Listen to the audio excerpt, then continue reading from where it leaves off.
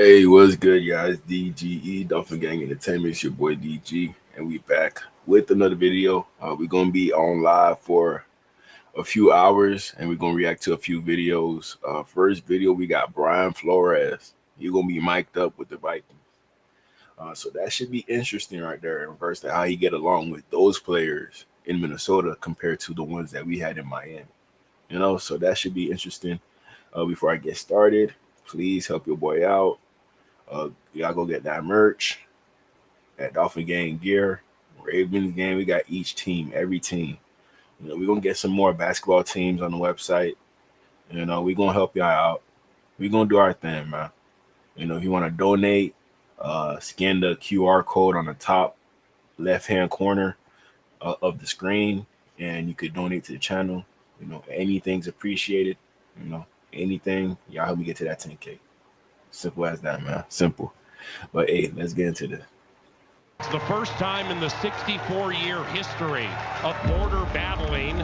Both teams, the Green Bay Packers and the Minnesota Vikings, have 11+ wins. He's got the scarf on. He's got the scarf on. Coach, how we doing? How we doing? How we doing? How we doing? Ooh!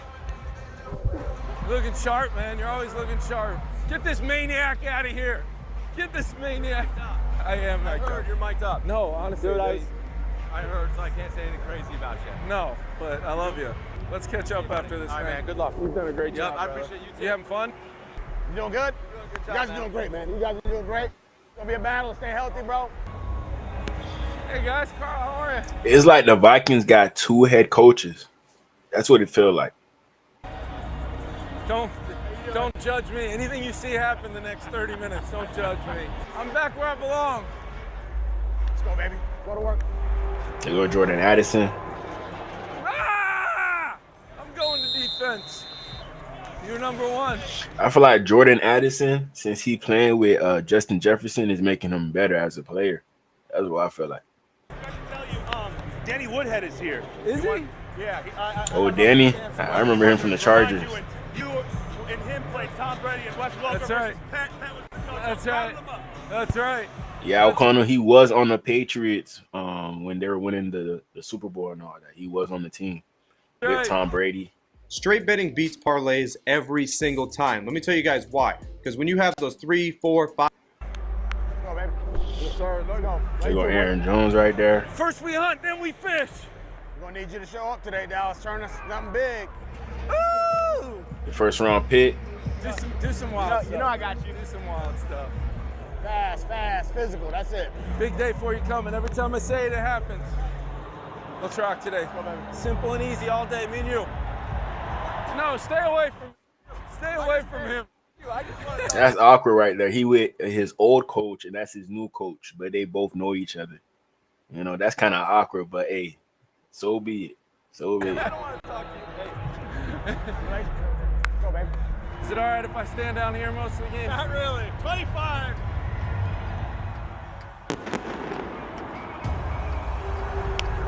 Let's go. Let's go, baby. One at a time, baby. One at a time. They go Bobby McCain. It's gonna be 60 Used to minutes play for the Dolphins. One play at a time. Have a day, baby. Have a good Go Kevin O'Connell. Not Kevin. Go, baby. I forgot his name. Used to play quarterback in the Pound. To him up the middle, and he makes a Viking miss as he heads to the right. He drops Josh it. Jacobs, It's he's a like that. ball. Yes, they did. Yes, Vikings ball. Josh Jacobs fumbled, and Cam Bynum. This right here, this used to be the Miami Dolphins defense. This used to be us, but it's not us no more. It's not. Came out of the crowd with the football, and the first takeaway goes the way of the 13-2 Minnesota Vikings. Where do they find the time to practice this? Look how coordinated they are. Like, come on, man. That's wild.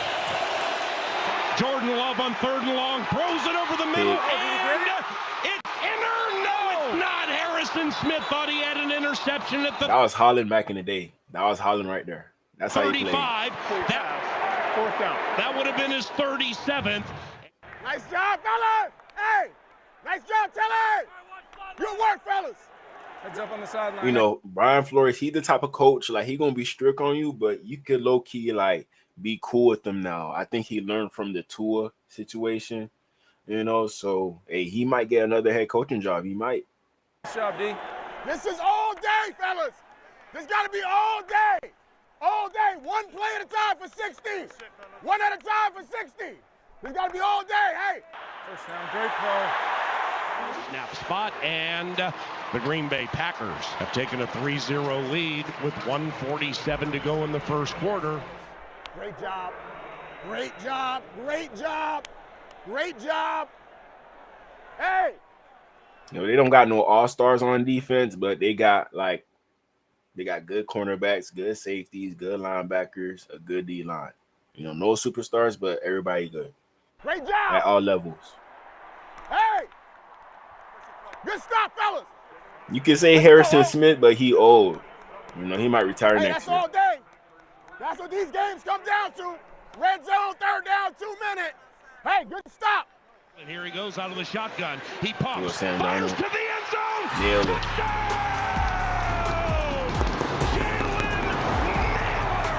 With his 6th touchdown this season. That's crazy.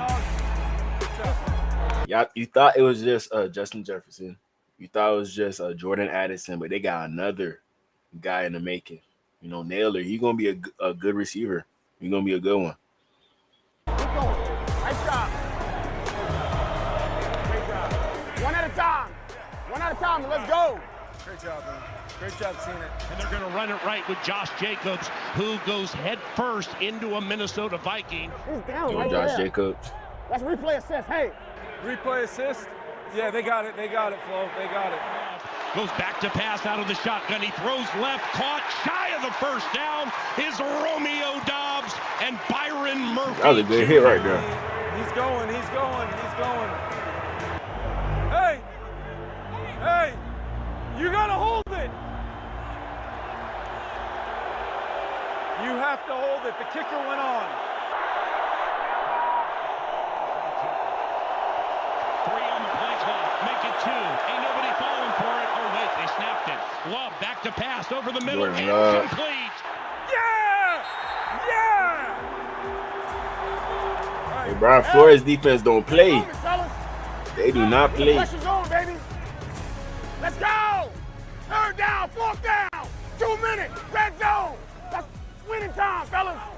We ready for on the ball. We ready for slow pace, fast pace, whatever they want. Right here. You know, but hey, our defense, we good right now. I'm not even gonna lie. We in a good space, but you know, Brian Flores, he might be the best defensive coordinator in the league right now. Anthony Weaver, you could put him in the top 10. You could put him in the top 10, but Brian Flores, he got that number 1. Number 1, 2, or 3. Great job. Behold, Disney Plus, Hulu, and Max. And these commercials, man. it's just the beginning. We got to get going here, guys. Deep pass to Bo Melton, incomplete. Good job, guys. Great job. All right, boys, let's get ready to roll here. Great job. Hey, keep rushing. Keep rushing, JG. Keep rushing. You're going to get there. Mm-hmm. We're going to get there. That's All right, that Sam, here we motivation. go. All right, be smart here. Time out, time out, time out. What's the flag? Offsides then? Offsides. Yeah, it's them. We're kicking again. That's it, Shawnee. Good eye. Good eye. Like, this is a good match right here. Brian Flores and him, Kevin O'Connell, he gonna be a little bit soft on you, but Brian Flores, he gonna be a little bit hard on you. So it's so good over there with the Minnesota Vikings. That's why they got the record that they got right now. That's why. Spot. Ooh, play stoppage again. And of course, that one split the uprights. What just happened? Hey, that's too late right there. What is happening? It was too late. That kick was good. We're out of here. What are we doing? Good. He hot. First half closer, take 3. That was Snap fucking spot. good. The kick is up, and it's good. Hey, lead the way here, man. Lead the way. Here we go, teams. We ready to rock. Rule number 1, ain't no scoreboard. We're just playing. There's no scoreboard here, Oh, fellas. I like that. There's no scoreboard. No Dallas. scoreboard. We're just playing. You just playing. I like that right there. That makes And sense. Sam throws to the Not right. too much throws pressure. to Addison. There go Addison. Touchdown!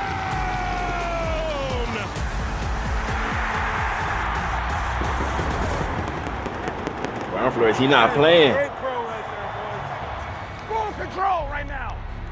Total control right now. boys. Hey, great job. Way to go get it. Way to go get it. Way to go get it. That was big time, brother. Great job. Yeah, Sam Darnold, he gonna get that bag. Sam Darnold, he about to get a big bag. I don't know how much. He probably gonna ask for at least $50 million per year. At least $50 million. So we gonna see. We gonna see if he available. Hey, Chris Greer, make that call, man. I'm sorry. I'm sorry, Tua. Tua or Sam Darnold, let me know. Tua or Sam Darnold, I'm sorry. Fine. Hey, that's 12. That's a foul. That was 12. There, they got it. Tackle. There we go. Green Bay, 3 of 7 on 3rd down, operating against the Vikings defense without Patrick Jones, lost for the game. Love out of the shotgun, takes the snap. Now he floats out to the right, eyes down the field, throws it, and incomplete at the 48. That's good defense. Hell yeah! Hell yeah! Hey, you a goon. We know that. We know that. Great job. Murphy got like 6 interceptions this year. That's crazy. Like Brian Flores, he just makes his defense produce and get takeaways. You know, that's the one thing that we missing with the Dolphins, but we good with Anthony Weaver. But the takeaways, we lack in that. We really do. You know, Brian Flores with Jalen Ramsey, I'm pretty sure Jalen Ramsey will have like 6 interceptions on the year. I'm pretty sure about that. Great job. Murph, it's a little standing over. Standing over, just easy. I know how you feeling out here. I get it. I know the divisional relationships. I know what you're trying to do. But hey, let's not stand over. All right, Sam. Hey, step away for a sec. Hey, so you're playing your absolute off. If we're smart right here, get these guys, walk into this huddle, tell them it's about execution, and let's put these guys away right now. All right? Physicality, ball security, finish. You keep making great decisions, man. You're balling. So freaking proud of you, man. And you know what? We're going to win. That's lit right We're there. going to win. Put hands on it. Darnold out of the shotgun, takes the snap, swings it to Akers, turns it up to the 10, to the 5. Akers, FSU. I remember him. Akers with his 3rd touchdown. Hey, you talking about response? You talking about response? Hey, that was big time. You like that one? Down here, bro. Hey, great teams respond everywhere. Offense, defense. Great teams respond. Let's go. This is a drive. Let's go. Here we go, boys. Hey, Everybody loves Flores over there. That last one was on me. You guys are. There go Van balling. Ginkel. You guys are balling. He made the Pro Bowl. Hey, nice shot. Hey, thanks for the install on the field. My bad. I mean, Jesus, man. Look, they're down 3 scores. They got to go here. All right, be ready for them to be on the ball. We got to tackle. All right, we got to do a great job with our technique and fundamentals, and our communication is the most important thing. All right? Yet to be sacked, stands tall in the pocket. Vikings blitz, Love, sacked! Good job, blitzing. Goes Jordan Love! Yeah! There go Van Ginkel. You know he gonna get back there. Let's keep going. You know it. Great job. Hey, we got to finish this game. We got to finish. We got to finish here, fellas. Hey, it's a lot of game here left. All right, Everybody bought in over there. Everybody bought in. I know it. Guys, remember the last time we saw these guys? There's a lot of game here left. Boom. There you go. And kick hits the left upright, and it's no good. Really? Hey, get that look off your face, man. You're going to be kicking game winners the whole playoffs. You with me? Okay. All right, here we go, Sam. No throwaways here. Here it is, Tom. 3rd and 2 comes down to this. Vikings will seal it if they can get it. Packers need to stop for any chance. We're okay, guys. We're okay. Darnold rolling, has Akers. He holds out. Oh, what a catch. That's ball game. What a catch. Great job, man. We're victory. What a catch. Unbelievable. Yeah! Great job right happy. there. Great catch, man. Hey! All right, fellas, great job. Fellas, that's the move. You ain't before the game. Great job. job, D. Great job. Hey. It's hard out here. You all right? Hell yeah. You all right? Hell yeah. 1-0, baby. One more, baby. Let's go. Let's go. Yes, sir. Let's go. Let's go. Great job, baby. You guys are so tough, man. Great job. Yeah. Hopefully we'll see you later. No doubt. No doubt. Always nothing but respect, baby. Jay, you're something else, man. Way to keep fighting, brother. Thank you. Good luck. Love you, boys. Love you. Hey, we'll see you again. We'll see you again, brother. Everybody's doing well. How about you doing? We're good. We're good. Good to see you, man. You too. Love you, boy. I don't know about a kiss. What? Always love, boy. Yep. Having a hell of a season, man. We're going to see you again. You already know it, for sure. You see how he touched Jordan Love? Because y'all knew that he was trying to draft Jordan Love. This is the guy that he was trying to get into the tour. So they got that connection. You know, I see everything, man. I peep everything. Man, we're going to see you again. You already know it, for sure. That's crazy. The Minnesota Vikings are going to win 9 consecutive games for the first time since 1973. Sam Darnold is going to become the first quarterback in national. But imagine if we had got Sam Darnold. Imagine. If he available, I would take. I would give him a call, see what he want. If I got money, I'd give it to him. To be honest, I would. Football League history to win 14 games in his first lit in year there. with This the is new beautiful team. right here. They never did this for Tua. Never, man. Crazy. Look, the coach about to cry, man. Come on, man. Come on, man. Like McDaniel, he don't ever look at Tua like this. He don't.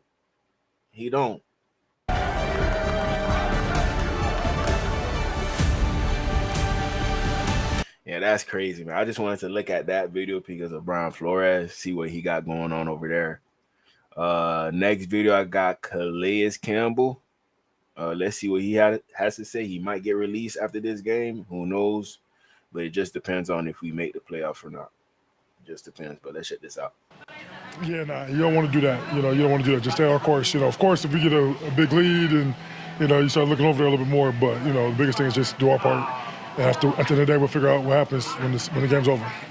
Calais, the amount of years you've been in the league, people come to you or the players come to you with your experience. Is there anything extra that you're saying this week to them, or you're everyone's focused and controlling what everybody can control? Yeah, I think, there's nothing extra to be said, at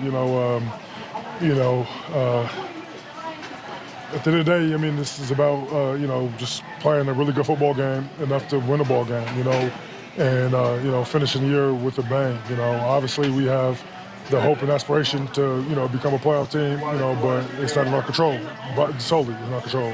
But we have to do our part, but the biggest thing is just stay locked in, stay present. If this is our last week, we go out with a bang, and if we,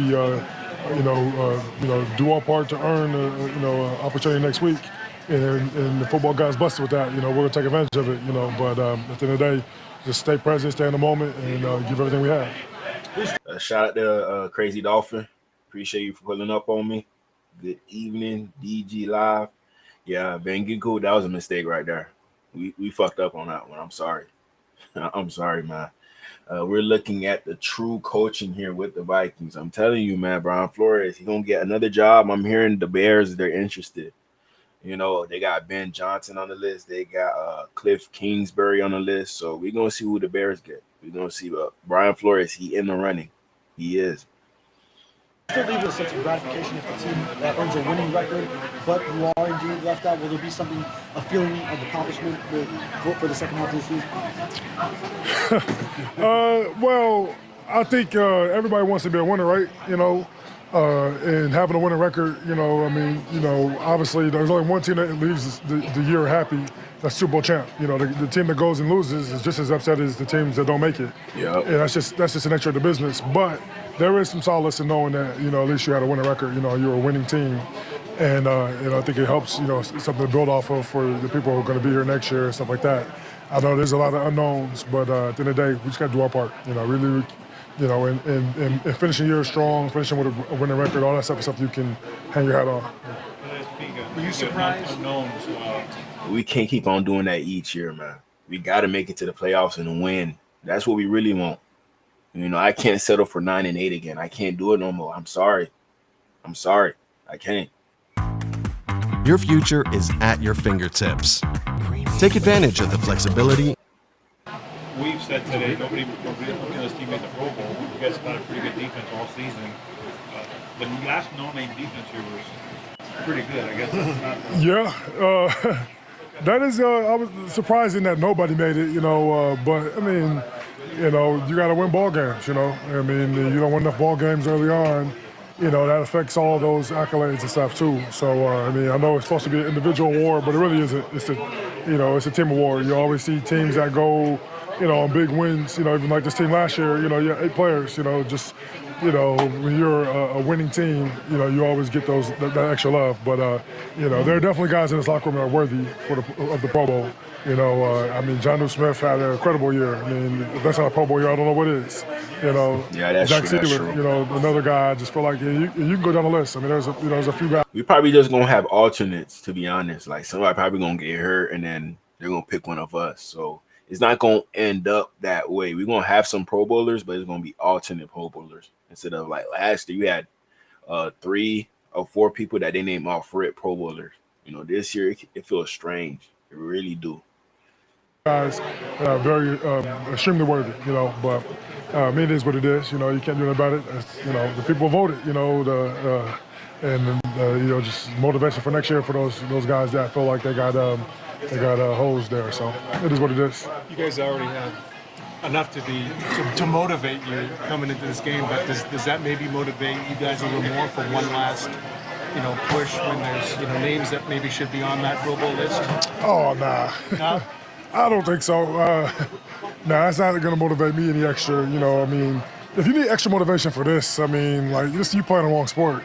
This is, for all the marbles, this is essentially a playoff game. Mm-hmm. And, we've been in some semi-playoff games earlier in the year just because we needed to win. You start 2-6, you got to win some games to get into the mix. And, you say it's a playoff game because, if you win them, you probably get in, but it's hard to win 9 straight, and, we lost 2 tough ball games to 2 good teams on the road. We put ourselves in position to have a shot, but this right here, this is a true real-life playoff game for us, I mean, I know it's essentially the same thing. You lose, you're definitely out. You win, you give yourself a chance to keep going, and that's all that really matters. And, I mean, the guys are locked in, guys are focused. They understand what the scenario is. And so it definitely takes a lot of focus because there is that doubt. Hey, y'all, don't be surprised if you see this guy right here in different colors in about 2 or 3 weeks. Don't be surprised. I'm telling y'all right now. He gonna end up on the team that wins the Super Bowl. That's my prediction. He will end up on the right team that will win the Super Bowl. Everybody's saying it's the Ravens, but I don't know if he have that much confidence in Lamar. If I were him, I would rather go to the Buffalo Bills. And that might be a good fit, but I don't think he would do that to us. I don't think he would do that. So maybe the Eagles, but Jalen Hurts, can he take him there? Probably the Washington Commanders. But we're going to see what happens. We're going to see. Hopefully we could make the playoffs so we could keep Calais Campbell. But if we don't, it is what it is. We messed this up. We had something good right here. We had something good. Like, he was supposed to replace Christian Wilkins, and he did his job. But, during the middle with Tua getting hurt and we didn't win those games, we just wasted a whole year of his life. I'm pretty sure he was going to hang it up before we called. We're like, oh, okay, no boys, they got Tua. He looked okay last year.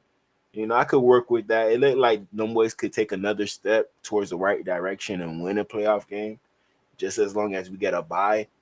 But we ain't do that. We ain't even make the playoffs. So, man, I feel bad about this one. I really do. I really do like Calais on the team. I don't know, man. I don't know. Out the creep says, it's like, man, all my efforts gonna be worth it, or the Chiefs gonna beat the Broncos, or the Broncos gonna beat the Chiefs. What's gonna happen? And you start kind of thinking about, like, what could be, And it's like, forget all of that. Don't even worry about the actual end result. Just let's play our best football game this week. Let's be our best this week. You can't worry about that stuff, especially when you got Aaron Rodgers. You already played him once. You put up good numbers so you guys get the W. What needs to get even better against him? Yeah, I mean, honestly, he played his butt off last time we played him. That was Aaron Rodgers that, I played against, most of my career. And, it was won, MVP awards. He was elite that game. And, I know he's, eager to go out there and finish his career off with a bang. I don't know if he's going to retire or not, but assuming that he's in a similar situation. Hey, for those who don't know, Calais Campbell, I think he needs 1 sack to get a $300,000 bonus. 1 sack. So, Aaron Rodgers, be careful. Be on the lookout for Calais Campbell. He coming. He coming to get his bread, bro. I'm telling you. Exactly. This is why we'll lose good players like Calais Campbell and unfortunately others. It's life, man. It's life, man. I'm sorry, man. Same here, DZ. I see Calais Campbell wearing another uniform. I'm already imagining him on a playoff team. He'll probably make it to like the AFC or the NFC championship game or the Super Bowl. I feel like he's gonna make it deep. He really trying to get a ring this year. If he was younger, I think he would have stayed on the Dolphins and ride it out with us. But since he an older player, he got to get it how you get it. You got to go to another team to get a ring. Yeah, I don't blame him, to be honest. Do what you got to do, but I would want you to stay on the Dolphins, man. Ever since he came out of Miami, the Hurricanes, the Dolphins should have picked him up right in the backyard. We barely get UN players. We barely do. I remember the last time we had a really good UN player on the Dolphins. I don't remember. It's me where this could be your last ball game. What do you do there? You want to go out with a bang. I know that personally. So, I'm sure he's having the same mind frame I have.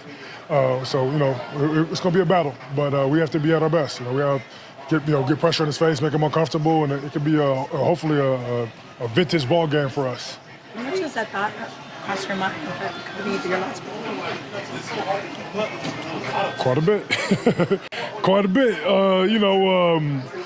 I try not to, make decisions during season. I try to wait until the offseason to kind of like really put myself in that.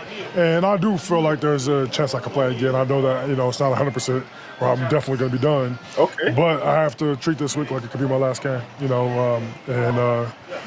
that's a pretty strong emotional feeling there. As much as I love this game, as much as I've given this game, the fact that this could be the last one is kind of crazy. But, I'm going out there and play it with all my heart and try to finish with a bang. It's probably not going to be his last game. It's probably not, but I don't know. When you put on your uniform, when you take it off after the game, you're going to be thinking, this might be the last time I do this? Yeah. Yes, I will. That definitely is going to be a thought process. And, I will say that I felt that way before, too. So this is not my first time feeling that way. So it doesn't mean I'm definitely going to retire, but it definitely you have to have that mindset, because at the end of the day, I don't know, and I want to make sure that if this is my last game, that I make it worthwhile. I think he's going to keep on playing, to be honest. Opportunity for Florida residents. We're looking for motivated people to take cybersecurity classes 100%. John, you guys have a chance. It's still alive. A chance to make it to the playoffs. What's the energy that you guys are trying to keep and the mentality to stay and hope? Hey, John, I need that hat right there, man. I definitely need that hat right there. Right. Things go your favor. Right. We got to control what we can control. We understand the urgency that we need to have going into this game. We got to give ourselves a chance. We got to, just hope that things go in our favor. We're preparing as if we're in. We're going to continue to go in there and play as if everything is on the line, which it is. We don't know unfortunately, we don't control the outcome of our future, but good things, come to those who wait. So we'll be patient. We'll do what we need to do, and let the cards fall where they may. With that said, knowing that you can only control what you can control, Kansas City and Denver play at the same time. Yeah. Do you look up at the scoreboard at all when you're on the sideline? Just got to play.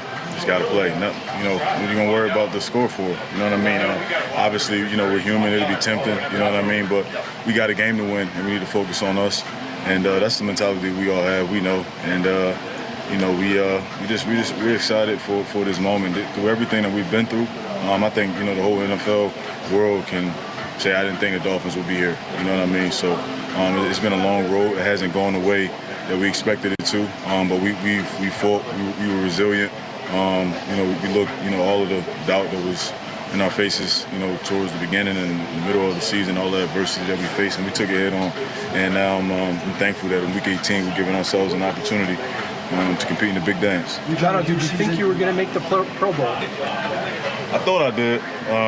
You know, I thought I did. It's my first. They try that boy Jonnu, man.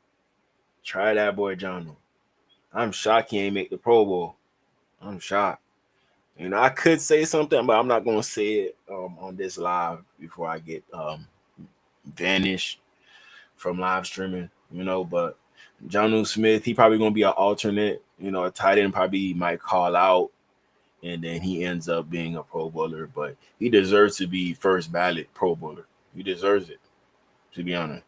Time, you know, ever being, you know, recognized for, you know, a respectable honor, you know what I mean? And, you know, congratulations to all the guys that made it. You know, it was deserving. You know, I guess that's just how these deals work, man.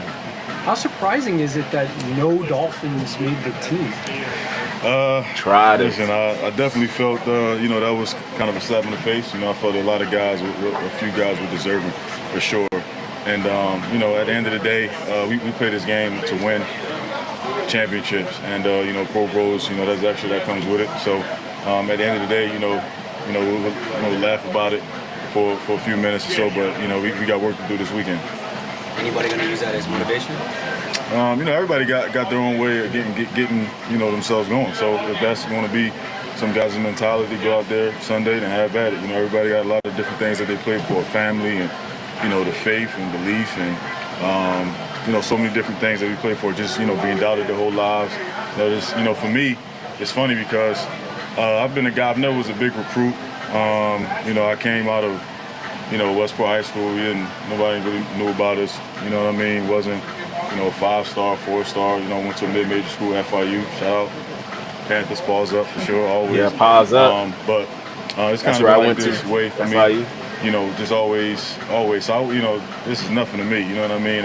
My sophomore year in college, I led the country in receptions, and out of all the tight ends, receptions, receiving yards, and touchdowns. It wasn't even an honor for the Mackey. So, you know, it's just kind of been that way for me. Try my boy. You know, it is what it is, and I'm still here. I'm here at the end of the day, so that's all that matters. We can see you perform. Oh, go ahead. The uncertainty at quarterback, you know, Tua being limited and Tyler now taking like the first team reps. You know, is there something different that you guys do? You talk to him of like being more comfortable with you guys, or like what's the sense that's, you know, not knowing what the decision would be ultimately on Sunday? Yeah, you know, Snoop is getting quality reps, and you know, we don't know the status of what's going to happen on Sunday, but he's preparing as if he's ready to play, and you know, we're right behind him. So whoever's out there on Sunday, we're extremely confident. Snoop obviously, you know, built a lot of. Took a big step, you know, this past weekend in Cleveland, and went out there and helped us win a game with his performance. He had a heck of a performance, and we're just extremely confident in his ability to continue to help us. Mm-hmm. The team riding for Huntley right now. They love Huntley, so shout out to Huntley. I kind of knew he was going to do this, but let's see what he does this game against the Jets. We going to see. Next, we got Shaquille Barrett. He here with the Buccaneers. We're going to see what he has to say. We're going to see if they ask him any questions about the Dolphins. That's why we here. Let's check this out. I'm doing good. I'm just taking it all back in, feel like a rookie again. I'm just remotivated, rejuvenated, and just be happy to just be part of the team and trying to make a run to the playoff. So when did the Bucs first start talking about a possible return? I knew maybe possibly like 2-3 weeks ago, maybe. Oh, really? Like about like teams who was interested. I didn't know who, like specific team. I just know it was like 3 teams who was interested in me. And then I think the Bucks came later along the line, but initially I think it was 2 teams interested. Then I heard that the Bucks was interested, so I was like, yeah, if I could go back there, that'd be the ideal situation. Oh wow! I know the Eagles was one of the teams. The Eagles, I know that for a fact. I don't know the other team though. I don't. September, they waited 3-4 months before the contract. Yeah, and it's crazy because I wasn't initially. That's what I said, but now once I got the opportunity, like somebody wanted me to come back and play for them, I was like, yeah, I just go play for anybody who want me at that point. But it's so much more sweeter to be able to come back here to home and with the guys that I know already. And the playbook is it's hard, but it's some plays that I know, so it's not as hard to relearn everything. But I got put that time and the hours in to get everything back down, so I could just come out here and play fast. But yeah, it was a no-brainer to come back here, no-brainer. What was that moment like when you finally found out that, hey, you are coming? Like he cleared waivers, so he had the choice to go anywhere that he wanted to go. So he chose the Buccaneers out of all the teams. Back to Tampa Bay. Here's my #1 tip for homeowners. Use your home's equity to access money fast. Felt good. Like, for some reason, my wife, she's like, I don't know, you think this is the best because it was like playoffs. She know for sure. Like, now I got faith we're going to go to playoffs. And it's not even about us bigger than football to come back here to the Bucs. So, yeah, I was happy. I was excited. And as soon as I found out I was released, like, it was a chance that I could have went to somebody else. I'm like, nah, I'll talk to him and just let him know what I'm thinking and, like, let them know my side of the story and let them know I'm coming here. So that's what I did. And now, yeah, I was excited. I couldn't wait to get back going again. So you said the other team that was interested? Huh? You said there were 2 teams? It was potentially Detroit or Philly. Yeah. Damn, Detroit. I kind of had a feeling Detroit would be into it. Yeah, I had a feeling Detroit makes sense. And Philly, I told you I was Philly. So, okay, Detroit, that makes sense. Zadarius Smith, Aiden Hutchinson, he gone. There's nobody alongside Zadarius Smith, so that makes sense. That makes sense. But he probably didn't like the environment with Detroit. He would rather just stick it out with Baker Mayfield and the Buccaneers because they just as good as Detroit, but Detroit got a better defense than the Buccaneers. That's my honest opinion. Man. So, hey, Shaquille Barrett almost a lion, man. Almost a lion. Shaq, when you retired, you said a lot of things about the reasons, and there were sad reasons, your family, and all that you guys have kind of been through. So when did you get to the point where you were like, you know what, I want to play again. I think I should be out there. So, honestly, if nobody would have called me, I would have never came back out of retirement. But once watching it and then, like, just being away from it, I was able to reset, refresh, and I just felt refueled. That's wild, bro. That's why if nobody ever called him, he would have never came back out of retirement. That means he would have never came back out for the Dolphins. That's what that means, man. So he just disrespected the Dolphins for real, man. Like ready, like if the opportunity come, I'm ready. Because for football, like if I'd have played this year, like originally with the Dolphins, I wasn't all the way 100% in. And if you're not 100% in, you're not going to like be good to anybody. So that's why I took the time away, which. Like if I knew I needed time away, I would have just took time away. I thought like I was done with football, but having that time away helped me find a love for the game again, and that's just like what helped bring me back. And then my family stuff, like I just spent so much time with my family. I enjoyed like every second of it. My baby, he just needed a vacation, pretty much. That's it. He took his own vacation. That's it. Girl Alana are my favorite right now, and. So that's nice. I like that. Like just having all the time, all the holidays. I ain't had to miss anything. This has been good. But it's all respect to Shaquille Barrett. I know he lost his daughter previously a few years ago. So, I feel bad about that, about him. But, hey, do what you got to do with the Buccaneers. If them boys win a playoff game, go to the Super Bowl, it's whatever, to be honest. It's whatever. I was just ready to get back here though. Was other teams started inquiring about you and saying, hey, does this guy want to play again? Yeah, so my agent had Drew hit me up. He said, would you be willing to play for the Eagles? I was like, yeah, I play. But he said, would you be willing to play for the Dolphins? I said, yeah, I play for the Dolphins too. Like I just because I didn't know what the process was. Okay, he just confirmed that he would have played for the Dolphins if that was a door that could have been open. Okay, I'll take that. Of like I'm retiring, so I didn't know what to do in the situation, but ended up working out pretty good. Check it. Is this a this year thing, or is this a comeback for next year too? No, this is a this year thing, and then off season hit it really hard and be probably the best I've been in a long time for next year. So yeah, I'm planning on playing until not forever, but like at least like another year, 3 years. Yeah. Damn. So he retired for like a few months, and he realized like he loved football. He can't let this go. He can't.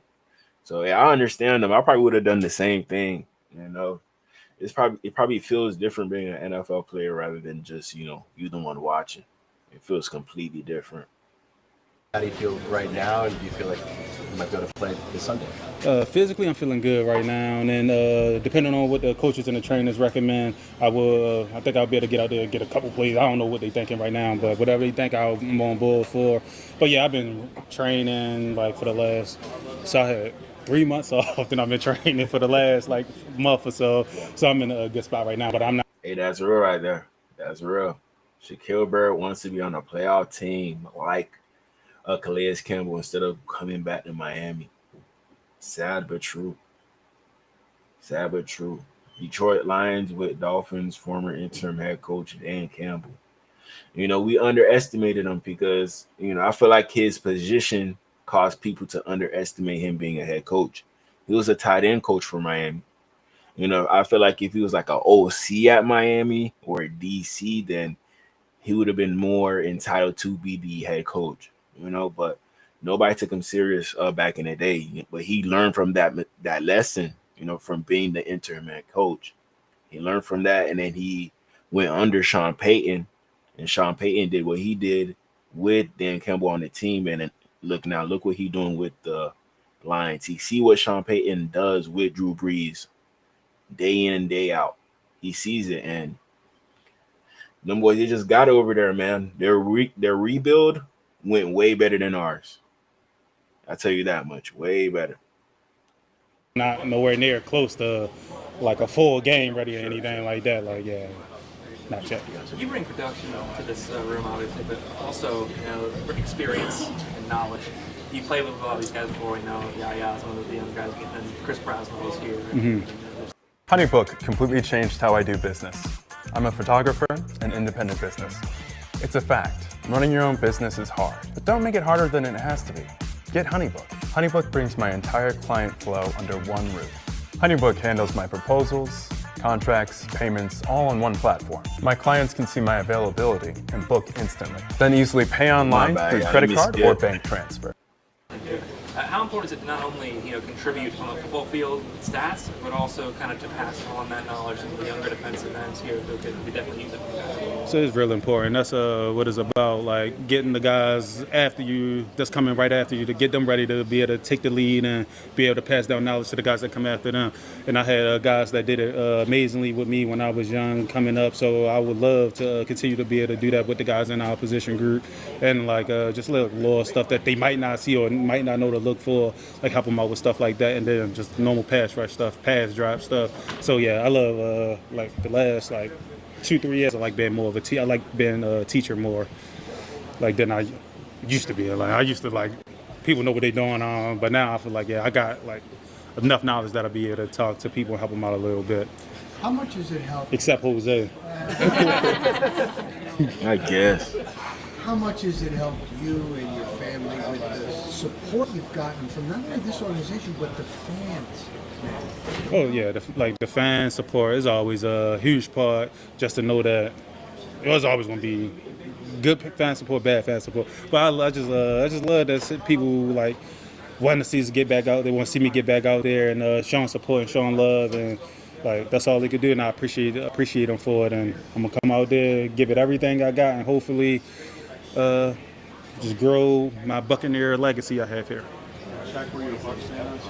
What about the Dolphins legacy? What about that? Buck fans every week, every single week. Yeah, yeah. I probably missed it like once or twice, but yeah, I was locked there every week for the most part.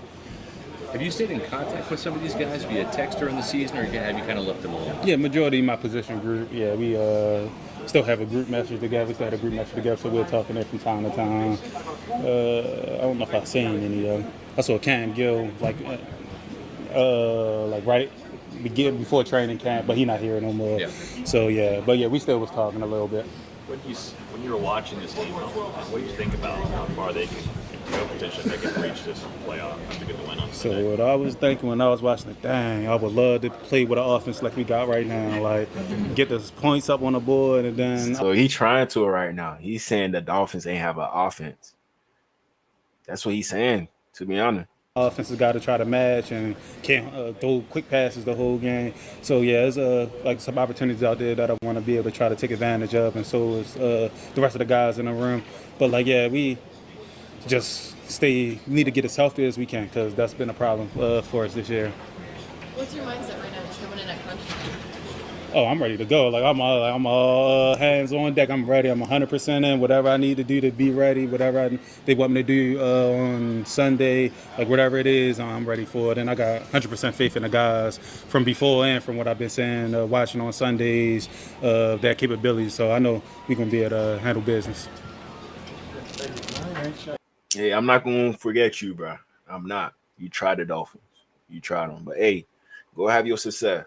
I'm not hating on nobody. I'm not. Next, we got Dotson. You know, the surprising linebacker who came out of nowhere, performing well for the Dolphins. Let's check him out. Field you were in, always run the ball, 15 tackles and intercepting pass. Yeah, no, it's just not. I was just playing football. You know, I was finally in a defense that everyone's on the same page. There's no gray area. People, it's black and white. People, I know where people's going to fit. I know how the D line's going to play. It's fun. It's fun when you come and play in the defense like that. It's Coach Weaver has done a great job. He's it's his first year doing it, but you know I've been in the league for six years, and I've been in a good defense in Buffalo, and he's doing a good job. You showed some I like nice that compliment right there. You have like Okay, Weaver. Okay, Weaver. Receiver or tight end in your background. Yeah, my mom would say I got it from her softball skills. But yeah, man, I just I practice catching the ball, different angles. Leslie Frazier, my DC in Buffalo, we do ball skill drills, and so that's what I came here. I bring it over here, do it after practice, do it before practice, do it whenever I can. I have to ask you. Sorry to ask you this, but the other side of the play though, you got flagged. The coaches tell you afterwards, Tyrell, great pick, but keep the helmet on. Yeah, I mean, I honestly don't know. I mean, it was just such an emotional moment for me. I can't do that to the offense, put them behind 15 yards, but I like that mindset right there. It can't happen again. Well, I guess what was going through your head at that moment? I don't know. Just pitch black is going through my head, man. Anything in particular you admire about Jordan? Obviously, he's had a terrific year playing alongside him. Yeah, man, JB, man. You talking about Jordan Brooks? Yeah. Because Poirier, my boy. Brooks is amazing, man. Watching him from afar and being in Seattle. I mean, being next to him, I didn't know. I knew he was good. I didn't realize he was this damn good. He's playing at an all-pro level. He comes to practice every day. He takes care of his body.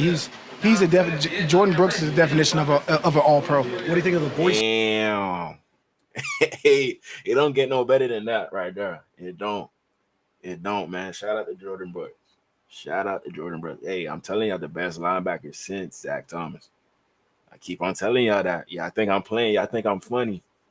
I got a ban from a space from saying that. What the hell are you talking about, man? But look what the players are saying about Jordan Brooks. They all love him. He is in the locker room too. I saw the post-game video breaking guys down. What do you think of that? Yeah, man, he's just a spiritual guy.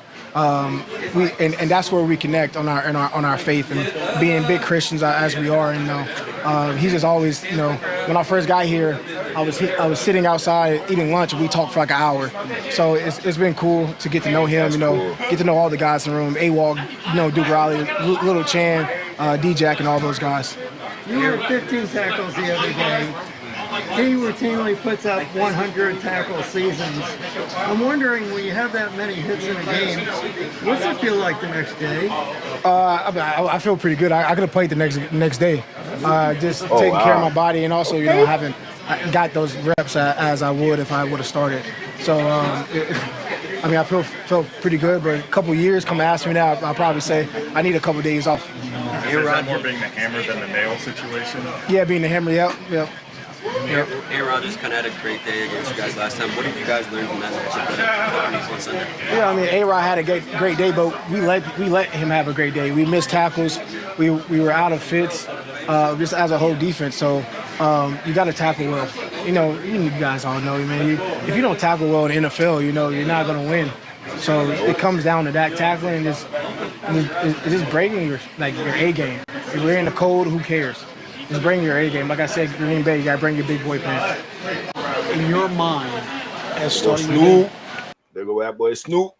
Man, just like every week, I'm just preparing to be starting, or preparing to just get in, or whenever my number is called, and just being ready when it's time to be ready. Like Daniel told us, you were going to get the bulk of those first-team reps with Tua still dealing with the injury. How much does it help you getting more of those reps leading up to the week, knowing you can probably start? Yeah, definitely. Just being able to get the reps of the plays that's going to be called in the game is you're able to get a feel of things and know what you like and what you don't like, and just being able to just be in the step in and already feeling comfortable that you ran these plays before. I asked Coach McDaniel about your demeanor, and he says that. And I said to him, "Doesn't seem like he ever gets rattled. Is he the best guy to have in this position right now?" And he complimented you by it. He said, "You never." Everyone's buzzing about how I'm getting my business all set for the upcoming year. Truth is? Waver. I mean, you're always steadfast. Where does that come from? I've been playing football since, I think I was like 3 years old when I first picked up for football. You can fact check that with my mom. I don't know, she tells me all the time. But yeah, I've been playing football for a long time. At the end of the day, it's football. And, being able to just know what you're doing, it gives you the confidence that you need. Hey, Tyler Huntley, he be on that. I'm telling y'all, look. Y'all see Huntley? Y'all see him big chain on? So don't underestimate Tyler Huntley. I'm telling you. That boy, he really on that. He really on that, man. Let me get back to it. You guys won. You gave the team the confidence, heading into this game. Obviously, we don't know the situation coming down on Sunday, but how important is it to keep that momentum going, knowing that you guys still have a chance to win the season? Man, yeah, just being at the position that we in, if we just continue to win, we making the destiny where we going, So we just got to continue to play how we've been playing the last couple of weeks, cleaning up the mistakes, and I feel like a team can't step on the field with us when we're doing the right things. You're a local guy. Sorry, you're a local guy. The Jets-Dolphins rivalry means a lot to a lot of people down here. So for you to potentially lead a Dolphins team into the playoffs by beating the Jets, people hitting you up, how much does that mean to you? I don't know how much on the hitting up side, because I'm not too much of a phone guy. I don't got too many social medias on my phone. I think I only got Facebook on my phone and all. Oh wow! Yeah, so I like that right there. But just to get our team in the playoffs, man, that'll mean everything to this organization. Just the type of season we done had and where we came from and just where we need to go. We just continue to just grind and win, and it's gonna take care of itself. I asked Coach McDaniel about how the threat to run helps quarterbacks, and I asked him who's the best threat to run quarterback he's ever had on when he was in step. He mentioned? Who? RG3 in 2012. Yeah. How do you think your running skills compare to vintage RG3? Oh yeah, I ain't got it. Compared to him, he got it. He came out running a 4.38 or something like that. No, RG3 was different coming out. Like with Tyler Huntley, it take him time to pick up speed. It do. He's not as quick as Lamar. He might be close to his speed, but Lamar, he way faster than Tyler Huntley. Way faster. So when he out there and he running, don't expect Lamar Jackson out there. Don't expect it, but he could do what he do. He can. I just try to use my legs whenever I, really need to. I try to sit in there and just compliment our receivers. They some fast guys, so I just want to try to spread the field a little bit for them. I thought you were going to maybe pull a spin move in the fourth quarter on that third down run. It looked like you were about to pop a spin move. Do you remember that one? And I went down. Run and then. Yeah, I was a little winded. I'm not gonna lie to you. Calling those plays and just trying to operate all game. I was a little winded, so I was trying to give Brew a little time to get a block. But Yeah, at that moment I was tired, so, you know, I just went down, you know. Tyreek said slide. You play baseball, you got that slide down? I ain't play baseball, but I think I got a little slide in me. What's the biggest theme that you From the hood, you know, you got to have that slide in you from the hood. You know, when you sliding, playing around in the park and all that, you got to have that slide. He got it naturally. started in the NFL? From Pompano, he got Obviously, it. This is weekend team chance for the playoffs. Anything close to this? It's so crazy. My second start was against Aaron Rodgers at Ravens. Green Bay came down to the last few points, you know, last drive. We lost by 1 point, but I felt like that was a big game. At the time, I think they only had lost like 4 games that year. I can't remember, but they was a great team. And yeah, that was a pretty good game right now. What's Tua been like? Is he in your ear? I see him like working on your footwork and stuff when you guys are beginning practice. What's he been like? Man, he's been amazing. You know, just being that, you know, he don't know if he going or not. You know, just being able to just be out there with us. You know, just give us the tools that he done had. Just being in the offense for so long, and his footwork is flawless. You know, and being able to see him do it just makes me just fine tune mine. Obviously, you know how big Rodgers is loaded, especially considering. That's the only thing Tyler Huntley could get from Tua, you know, the footwork. Because if the footwork is good with this offense, you're gonna throw the ball on time. To be honest, man. So, hey, we're gonna see what Tyler Huntley does on Sunday. Yeah. Great.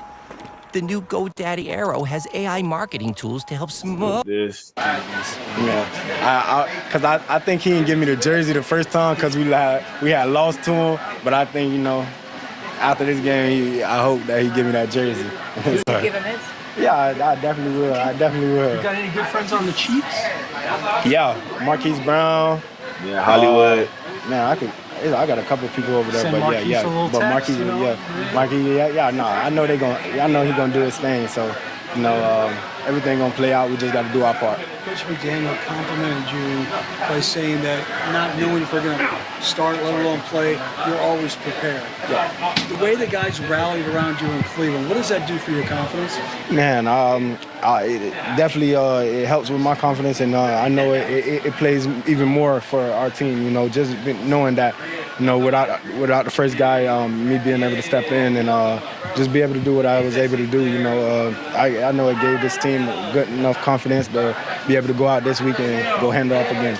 Yeah, he definitely did. To believe that the turnaround that you guys have had to now still a chance last week of the regular season. What's the energy right now? What are you guys feeling knowing that you know, control what you can control, but the chance is still there? Absolutely. I think, you know, last weekend was a great game. I think all 3 units played really well together, and to be able to run off of that into this game and hopefully take it to up to MetLife and hopefully everything falls into play and we play next week. So I think it's super exciting to come from 2-6 to here. It's a testament to the team, the resilience of these guys, and just the attitude we have around here. So I'm excited for this weekend. That's fact, crazy Dolphin. That's facts right there. Definitely fact. His skill set is similar to Lamar Jackson and RG3 in his own way. You know, I'll take it. If Mike McDaniel can make it work, I'll take it. The MVP award, what's that mean to you? Yeah, it means a lot. You know, it's really exciting to hear that today from McDaniel and the team. You know, obviously coming from where I came from, I know we've talked about that plenty of times before. It just, you know, it's a blessing. I mean, it's really God's gift to me to have such an incredible career down here, and it's such a journey with the Dolphins, coming from the waivers and them empowering me from over the last 5 years now to be the player I am today, but with coaches and staff and everybody. It's been really incredible. So it's a blessing. What was the scene Yeah, like? see that he's gonna be a legend. He definitely gonna be a legend in Miami. To be real. Learn that you won the award. I think we were in team meetings, so you know McDaniel's going through a few of the awards that they've got, and then to pull that up, and it was really cool. A lot of guys were cheering, and a lot of guys that I played with for a lot of years. I mean, Agba's been here for a long time. Benito was here back when I was first here. We're still at Davie. Obviously, Calais and a lot of those guys it was exciting. How much confidence did you guys get last week from watching Tyler Huntley play as the entire team? Awesome. It was great. I mean, I think Snoop killed it. He did a great job up there. I know that meant a little more to him up there, and it was awesome to be able to do that and just see him play with that confidence. And I think, again, it goes back to the 3 phases where seeing the offense click, you know, missing a couple pieces, which it's tough, and but it's next man up mentality. It's what we preach all year, And to have the season we've had and to be able to get through that and go from 2-6 to 8-8 and hopefully 9-8 this weekend and hopefully even farther. So Zach, go back to being waived. Did you ever envision? I mean, like seriously, Yeah. did you ever envision this? Like, I mean, obviously it's one of those things. I mean, shoot, I didn't envision NFL when I was at D2. I mean, I walked on at Ferris, and obviously it's something I always pictured, but it doesn't seem real until, you just start getting closer and closer, and it just shows like, you pray about it, you work hard every day, and you put your head down, and it's going to teach my son, and, it's been what I've been taught over the years, and just to just keep working, and you don't look at the outside noise, you don't look at, hey, he's not good enough, hey, he did this wrong or this wrong, or it's been 3 years, I still haven't touched the field at Ferris, and, you 5 years, so to be able to do that is just incredible. Then to come here and down from Baltimore and just be, let's go play. It's been incredible, and just slowly climbing to get to where I'm at, and just with the guys that I'm with, it's just incredible to go on this journey with them. Zach, you also had a really... He basically don't give up, keep on going. No matter the situation, just keep on working hard, and then something gonna give. Prime example right here. Prime example. Good year last year, but maybe it's flew a bit under the radar because you're playing next to Christian, who's a big personality. Yeah. Takes up a lot of oxygen. No. How satisfying is it to get the recognition, especially now he's no longer with you? As anybody might have said, well, it helps playing next to Christian. Obviously, he's a lot to do. Obviously I miss Christian. He's an amazing player. Love playing next to him. But I think it's awesome to be able to do this year and to be able to play at this level and continue to play at this speed with whoever's next to me. It's been an incredible journey, and but it's also a testament to the guys that came in and played with me. I mean, look what Calais has done this year. Benito, Hand, a lot of guys that stepped up, and just haven't really. Some guys hasn't had a lot of ops. I know Calais has had more ops than anyone, but a lot of guys haven't had. I feel like Christian Wilkins, he was a good D tackle, but he ain't impact our D line group like Calais Campbell did. To be honest, Calais Campbell, he did something way different as to what Christian Wilkins would have done. To be honest, Christian Wilkins, he's hurt. He ain't played all year ever since the Broncos game that he played with the Raiders. So I felt bad when I seen that, but hey, we got Calais Campbell, but we wasted his time. We would have been in a worse situation if we had paid Christian Wilkins that contract, and we couldn't get the other players that we got. Jordan Brooks, Calais Campbell, that's another one. Jonnu Smith, man, Aaron Brewer. I'm telling you, had a lot of ops to be able to play the games they're playing at the level they're playing at is incredible. So I think it's an awesome testament, not just to the D line, but just the defense as a unit and all of us together. Shout out to Zach Sela, the one and only. Next, we got Anthony Weaver. You're going to see what he has to say about the defense. Their season. Just as you look back at Chop's season, obviously, I was going to ask you not only what stands out from a good standpoint, there's been a lot of good, but the mission you would give him about where specifically there needs to be a jump in year 2 would be what, Anthony? Yeah, I think the biggest message that would be relayed is just not to be satisfied, right? He's obviously had some early success, which is truly a credit to him, and his coaches just continuing to pour into him, but him responding and listening. But, complacency is a cousin of death in this league. So the last thing you ever want to do is just be happy with where you're at, because the second that happens, somebody's passing you up. So I like that right there. Woo! I felt that one right there. Kid, and I know he'll put the work in, so I'm probably more talking to a lot of other people on the team as opposed to him. I think Nas said that once about sleep. Yeah, he did. He did. We're 80s babies, man. Nice. Would there be with him? Is there a need to add yet another counter move as a pass rusher and from an edge setter? I know you've talked about he's made progress, but those two areas, like what would be always room for improvement? As a pass rusher, you're constantly adding tools into your toolbox. Yeah. Trying to see how guys are seeing you on tape, trying to watch guys who have had success that have similar skill sets as you, and seeing what you can take from them and apply to your own game. So it's exactly what I said. Like, the kid has every athletic attribute known to man, right? He's fast, he's physical, he can bend. His arm length doesn't hinder him by any means. So whatever he can take and utilize and then apply, he should. For Dotson to come in and have a game like he did last week, I imagine when you bring a guy in mid-season, you never know how they'll mesh or how they'll, kind of fit in with the group. But it seems like he's just kind of been able to step right in, being thrust in the starting lineup. Yeah, and to be honest, we kind of expected that. Fortunately, I had some people in Seattle that could give us some really good intel. And, all reports out of there was tremendous teammate, really good player. They just had some young guys that they wanted to get on the field. So that obviously has worked out in our favor. Yeah, Ernest Jones and Tyrese McKnight, a rookie that they got in the 5th round. He looked real good when they put him out there instead of Jerome Baker. And then there was like, man, we might as well just get rid of Tyrell Dodson, save the money. And then now he a Dolphin. And the transition has been seamless for us. Zach Sealer was named team MVP. Oh, man. Do you approve of Oh, the for real? selection? Absolutely. Right, absolutely. We've talked about Zach before. I think the absolute world of him.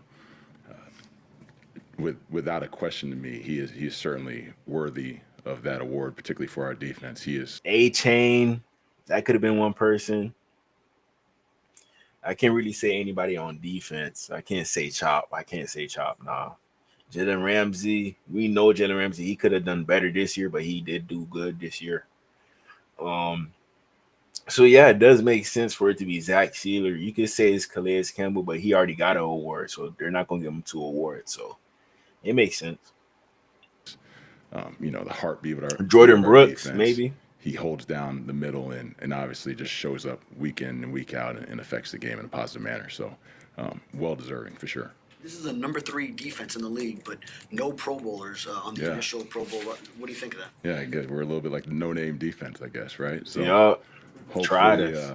Hopefully we get in and we'll give them a reason to talk about us. I wouldn't ask you. Okay. Hey, he snapped with I like that though. I like that. Have a conversation with people. I'm curious. Obviously, with guys who are on waivers. In Mike's case, he called Matt LaFleur about Grant DuBose. In your case, because of your relationship with Mike McDonald, having worked with him, did Chris and Mike have you make the call to McDonald with regard to Dodson? I wouldn't ask you what's discussed. Yeah, But is that conversation ever awkward when a player has been cut? Because obviously you have to probe about why he's been cut. Yeah, it's never an awkward conversation, and Chris and Mike. But you got to know. Then, prod me to do that. That's something you just do on your own. Just if somebody comes up and you think that there's potential of adding them to your team, as a coach, you always want to get as much information on that player as you can. Yeah. Those conversations typically aren't awkward if you're calling somebody that you can trust. Right, because there's some coaches obviously that they're going to try to protect their guys, and particularly if you're talking to college coaches, right? They're going to try to protect their guys and paint them in a positive light. But if you're talking to coaches who you trust, particularly throughout the league, usually most people are pretty honest. So you emerge from. So it makes sense as to Anthony Weaver used to be the D-line coach for the head coach with the Seahawks, so he probably talked to him about Tyrell Dodson and him wanting to let him go, and then Anthony Weaver, he trusts the head coach because he used to work under him. So it all makes sense. It all makes sense now in regards to Tyrell Dodson being a good linebacker. You do. Our conversation with Mike, recommending it again, not asking. No. I think the potential of adding Tyrell is brought to me. You're always asked to watch the player first, right? So when we were asked to watch him, that's when I chose to do a little bit of digging. Okay. Last week, Dodson had 15 tackles. Mm-hmm. And then you look at crazy 15. Jordan Brooks' career, he's had as many as 184 tackles in the season. When you hear numbers like that, I'm trying to figure out in my head here what goes through a person's body when they have that many collisions in a season. Yeah. Oh, man. I've never been close to that many collisions in a season during my career. Hell no. So, that's why I like playing DN. D-line, that's why I like going after the quarterback when I was playing. I ain't really like, being in open space, having to tackle here or there. You're more prone to get concussions playing linebacker and safety, cornerback than D-line, to be honest. Way more prone. But the thing I tell you about those guys, one, particularly in reference to Jordan, because I've been with him the longest, he is constantly working at his craft. In whatever it is, on the football field, technique and fundamentals with Coach Barry and Matt O'Donnell, off the field, taking care of his body, making sure that he can endure those collisions week in and week out. And I think he just displays a will and a mindset where he will not be denied, right? He's going to make sure that he gives all he has to each and every one of his teammates every single week. Love that right I there. think, in my limited exposure now to Terrell, T-Dot, like he's cut the same way, right? Anthony Walker's cut that way. Duke Riley is cut that way. So that room has been strong, consistent for us most of the year. And it's truly a testament to those guys and the coaching they've been given to. Last time against the Jets, both Garrett Wilson and Devontae Adams had strong outings. What needs to change at this time? We need to stop them, right? We obviously didn't execute our plan the way we intended the first time. And we certainly didn't go into it blind thinking like, oh, don't got to worry about these guys, right? They're incredibly talented. Obviously, Rodgers, his relationship with Devontae is, it's like they live together, right? They know what each other's going to do before they even have to signal anything. So we're certainly cognizant of that. We have a chip from the way that last game went. It certainly wasn't our best game, and we got to make that right. Different for the secondary will be Kendall Fuller out now, Storm Duck, boundary on nickel packages. How have you assessed how he has done? Yeah, I think Storm's done a good job. But who knows going to be out there, right? Exactly. Could be a Garrett Wilson, multitude of people, and Aaron Devontae Adams on Adams Sunday and find out. Was there anything with Honor's snaps? Obviously, he's played 16 defensive snaps this year, but was there anything there that made you give any thought to anything toward this Sunday? I mean, when his opportunity presented itself, he was physical in edge setting. He got there and made a tackle when the opportunity presented itself. So extremely happy with where Ethan's at. And there's some other guys that showed up too, right? We've talked about Elijah Campbell who made some hits out there, right? And was talking a little trash, which, you gotta love that confidence in him. And then Saran Neal, right? Saran Neal's a guy that I, he's had some ups and downs throughout the season, but the one thing I know about him, he's going to show up. He's going to be a physical force out there when he does touch the field. So all those guys certainly have an opportunity. Yeah, we need more physical players. We need more people that can hit. That's what we need on this defense. Your Bulldogs on the coaching staff? None that come to mind right away. About your chances in the Sugar Bowl?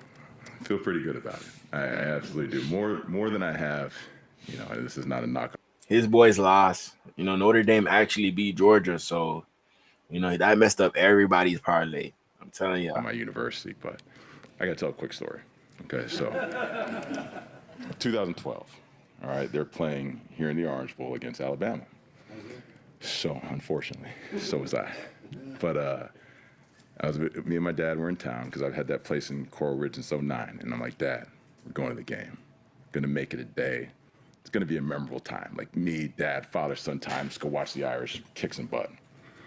Only time we got to cheer was kickoff. And after that, it was a pretty quiet day. I think we left sometime midway through the third. So, who would have known, like, after that game that, being your Mike linebacker being catfish was going to be the second thing you were actually going to be sad about, right? So hopefully it doesn't go down like that. Have the utmost faith in the team. Cheering for Marcus Freeman, man, and hope they bring home a win. This would typically be a question for Mike, but since we had a lot with Tua with him yesterday, we never got to it. Just wanted to make sure Matthias Bowser, Cam Smith, obviously they haven't been designated to return, both just physically not ready yet. Yeah, just medically haven't been cleared to play. Anthony, like Barry said at the start, we're hoping this isn't the last Old time Cam Smith. we meet, but I'm just wondering what your process is going to be should you get feelers from other teams for head coaching positions. What will you do? Yeah, so it's funny because I spoke to my agent last night, and he's like, what are you doing to prepare for those ops? I'm like, absolutely nothing. Absolutely nothing. Yeah, I'm so focused right now on just controlling what we control, beating the Jets, and praying that we get the help we need in order to continue this run. Because I think if we can get in, if we're blessed with that opportunity, we can make some noise. How much do you want that for Calais? Yes, sir. I like to hear that, but I don't know if we're going to make it. I don't know, man. That's too much confidence. Too much confidence, but I love it. Stuck it out with this team and then now has a chance going into week 18. And this is what he came here for, is to compete in the playoffs. Yeah, I've wanted that for Calais since 2021, our first year together. Even the year we spent apart when he was in Atlanta, I've wanted that for him. So, obviously, man, just to get in and, to get a ticket to the dance is what we're looking for. And if anybody can help push a team past whatever its limits may be. It's that guy. So Yup. I'd give anything for that out. Maybe you need him to talk to the Chiefs then. Yeah, we need everybody to talk well, to the Chiefs. I don't know. We're gonna play at the same time, so that'll be a tough one. Maybe we can do a pre-recorded message or something like that. Bradley Chubb did I'll send it. last week, these last couple of weeks. Yeah, he's been phenomenal. Like I said prior, I hope he gained confidence in that 3-week window when he was allowed to go out there and actually play football. And really, he's been phenomenal the entire season. I can't say enough about the effect he's had on Chop Robinson, right? He's constantly out there trying to coach him up on the sideline, just trying to help this young kid out because he's been that guy too, right? He's been that high draft pick with high expectations, so he can relate to him. Yeah, Von Miller. I love him. I can't wait till he's out there with us all the time because just like Calais, Zach Sheeler, some of these other guys, Jalen Phillips, he is a force multiplier. Danny, having Tyreek return punts, was that your idea? Right. We're going to do Austin Clark next, the D-line coach.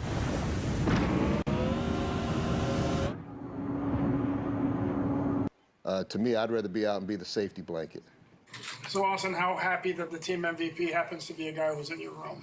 Yeah, happy for him. Zach's a hell of a player. I think he's, he keeps getting better every week. And, season to season, and some of the things he's able to do as a run defender, as a pass rusher. And I think this year for him as a leader, being a captain and taking that role is awesome and really happy for him. Absolutely. We also named Calais Campbell our Good Guy Award winner. Do you think we got that one right? I think you got that one right, man. I think you did, man. How many of those has he won? Many. 6 or 7. I'm not surprised. He's a great guy. Similar to Zach, man. Great leader, and I think the chemistry those guys have together has been really awesome. To work with two guys like that of that caliber and all the thing they both bring to the table is awesome. In a perfect world, he'd be back next year, wants to play if he's back. But regardless of how long you coach him, Austin, years from now, when you look back at coaching Calais for a year or more, what will stand out to you? What will you remember many years from now about this year experience with him? His preparation, his mentality, second to none. And I think that'll stand. I don't think I'll ever, absolutely want him back. Love to have him back for all those reasons. But I don't think there's very many people who, have the knowledge of the game that he has. Like, this guy's a football guy. If there's any level of football on TV and he's sitting at home, like, that's what he's watching. You know what I mean? Like, it's so important to him. Real student of the game, and he's an extremely physical player. And grateful to work with him. And, I picked up a lot of things from him along the way. Just, he's seen so many different forms of coaching and things that work for him. And it's been a real treat, and I've really enjoyed it. That's lit right there. Calais and Zach Sheeler, they making him look good. Definitely making him look good. The life figures necessarily on defense. Obviously, quarterbacks are like that, where, as I say in the E.F. Hutton ads, if someone talks, people listen. Is he kind of like that? Have you had another guy like that? I mean, you've coached other great players, but unique in that way where people listen. No, I think it starts with his voice. I wish I had a good impersonation for you, but I mean, it's like from the first time you meet him, you're like, that's, he's got that I don't even know what the word is, but his presence is probably the biggest thing I would say. And absolutely, and I think it's been great for all the guys on our team to see, like, okay, this is what it looks like. And for a guy to come into the building without OTAs, without anything, and be named a captain, I think it shows that, his peers feel the same way. And as a coach, that's what you want. You want players, like for me specifically with the defensive line, like you want those guys to lead the show. Those are some of the best units we've had here have been just that the players are out there playing. They're playing off each other. They're making tweaks and changes on the field because at the end of the day, they're the ones lined up that are seeing the thing, not what the hell I know on the sideline. You know what I mean? And so that's been awesome about them. And, hopefully we can have another big game this week. Yeah, like having Calais is like having a coach out there. He can see what's actually going on. Not Austin Clark. Calais can, so they can communicate and they're gonna set up like the game plan with the whole D line, so everybody know what's going on pretty much because Calais, all that experience is gonna help him. Austin Clark, him being a D line coach, that's gonna help him as well. So it all makes sense. I haven't seen it yet. Yeah, go to the Miami Dolphins Twitter account. It's within the last 24 hours. You're on there. You made it. What did you think? It blew my mind how much energy Calais has. And I've always wondered whether or not it's overrated or underrated energy guys, you know? Like, he was needling Benito throughout the game. Like, I did see that little snippet from TV or whatever. The guys sent it right after the game. And I'll tell you this, it's infectious. You know, when someone can operate like that and it instills confidence in everybody, like, hey, I know exactly what I'm supposed to do with the technique I'm supposed to play with. Mm-hmm. And, like, if you need some juice, plug into me. Like, that's the vibe I get, and I think the players feed off it.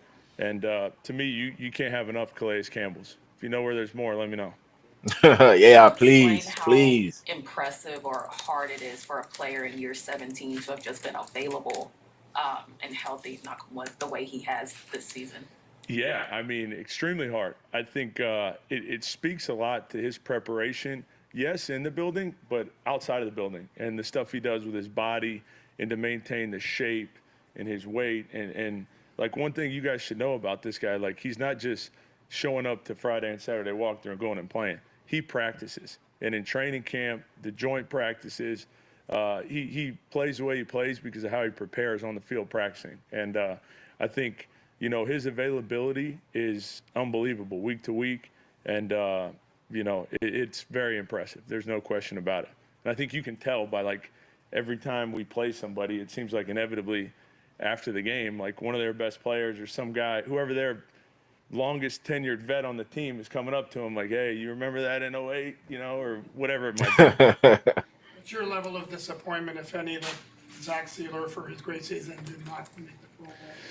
Yeah, I think, you know, obviously Zach's a deserving player. I think he's done a heck of a job, both Most as a definitely. pass rusher, a run defender. And at the end of the day, we're focused on the Jets right now. And I think, you know, for him, it's just another notch in the thing. Like, all right, you know, it is what it is. It happened, and let's beat the Jets, man, and hopefully keep our season alive here.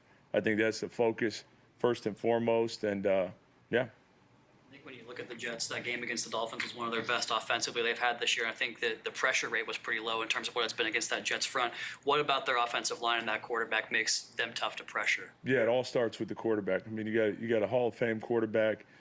He works the count. He adjusts at the line. I think their interior O-line, you know, Vera Tucker and Tippmann at center, those guys are doing a great job for him. Yeah. They got Moses, and I think They got for decent them, guys in like, there in the that O-line. game, you know, Just because the Jets are bad don't mean that they have a bad O-line. It don't mean that.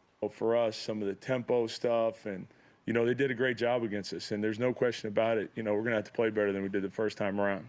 I know the season's Yes, not sir. complete, but when you sit down with Deshaun Hand for exit interviews, whatever the case may be, what will you highlight to him about this year? Yeah, I think for him is consistency has been great with him, both as a run defender and a pass rusher, but he can play anywhere across the line for us. Extremely versatile player, and he's tough. Pleased with where he's at. I want to keep pushing him to keep going. Shout out the coach. Appreciate him for that. Next, we got Brian Robinson. No, Brian Thomas. My bad, y'all. Let's check him out. Assessment of how this season has really grown for you as it's gone, feels like, right? I feel like this season's went personally pretty well. I was able to grow a lot and get better each and every game, each and every week. So I would say from that perspective, I feel like it's gotten a lot better, and it's been pretty good for me. Last game of the season coming up. Anything you want to prove maybe to yourself that you haven't been able to do so far this season? Just to continue to get better, continue to put my best foot forward each and every day. Just to keep pushing and keep chasing the goal that I have. What is that? Y'all gotta let me know who y'all think better, Brian Thomas Jr. or Malik Neighbors. You know, that's a hard one right there. That's a hard one. To be better each and every day. It's hard to poke holes in your season. It's been so good, statistically at least, and it looks good.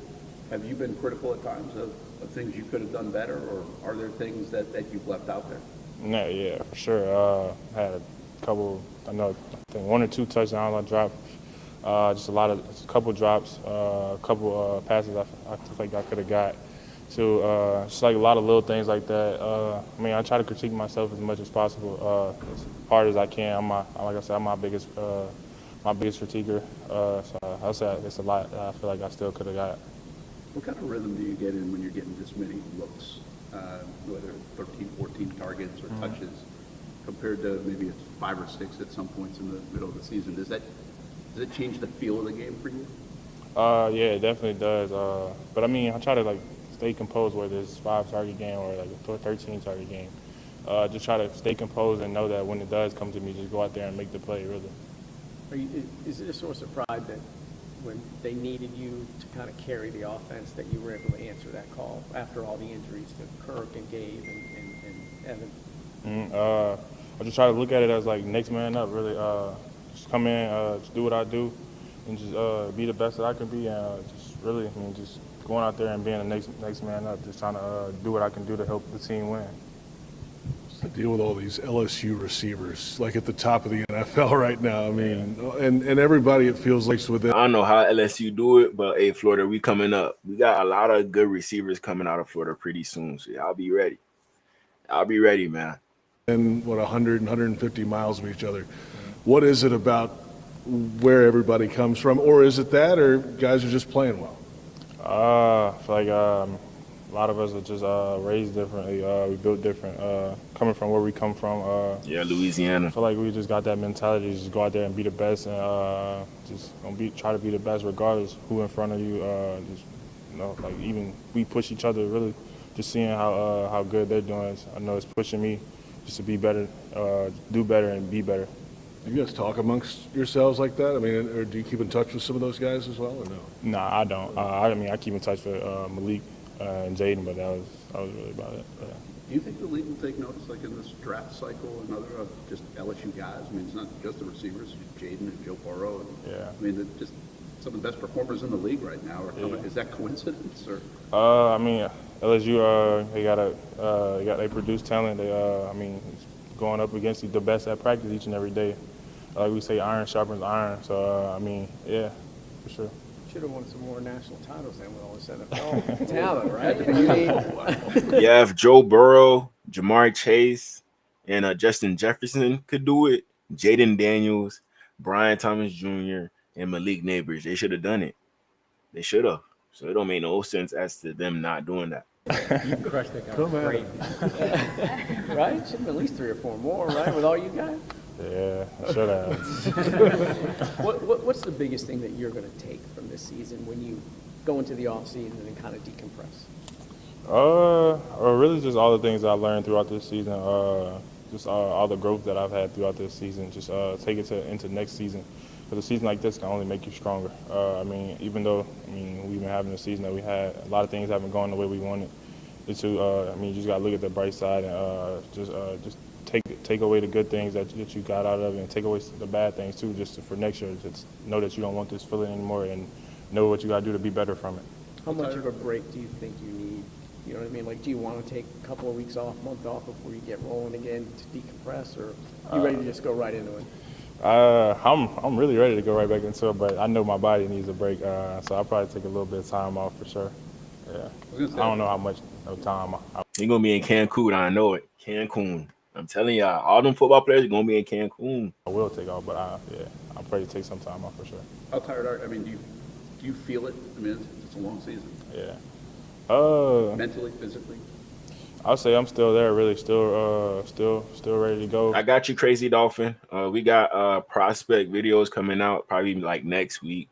I just got to finish like watching all this college tape, and then I'm gonna come out with my list: top quarterbacks, top old linemen, top receivers, top running backs, top D line, linebackers, corners, everything for the Dolphins. I'm gonna come out with that. Still prepared as always, but as the season catches up to you, as you keep going, I'm still ready. Yeah. I want to know New Year's resolutions now. I asked you last week. Mm-hmm. Have you been able to think about it this week? Anything now, even on the field or even off the field for yourself? Really just to be the best person I can be, whether that's football, on the field, off the field. You about to say basketball? He about to go to the NBA? What? In person, like as a person, just being the best person I can be. Really, that was really it. That's real, man. That's real. I just wanted to watch that for Brian Thomas Jr. Um, Another thing I wanted to watch with y'all was Jalen Milroe. He declared for the NFL draft. I don't know how NFL teams gonna feel about him. If you like ATR Anthony Richardson, get Jalen Milroe. But Anthony Richardson, it looked like he not working with the Colts, so it kind of scares you off in regards to getting Jalen Milroe. But it just depends on if Mike McDaniel think that he could do something with Jalen Milroe. So I do trust Mike McDaniel in regards to being able to coach up a quarterback that could run. He did that with RG3 already. So we're gonna see what other quarterback we bring onto this roster, because us just having Tyler Huntley next year, I know that's not gonna be the case. We're gonna have a quarterback competition, a backup quarterback competition for sure. But if Tyler Huntley showed that he could be like on the same level as Tua in this offense, then it could be different. Could be different.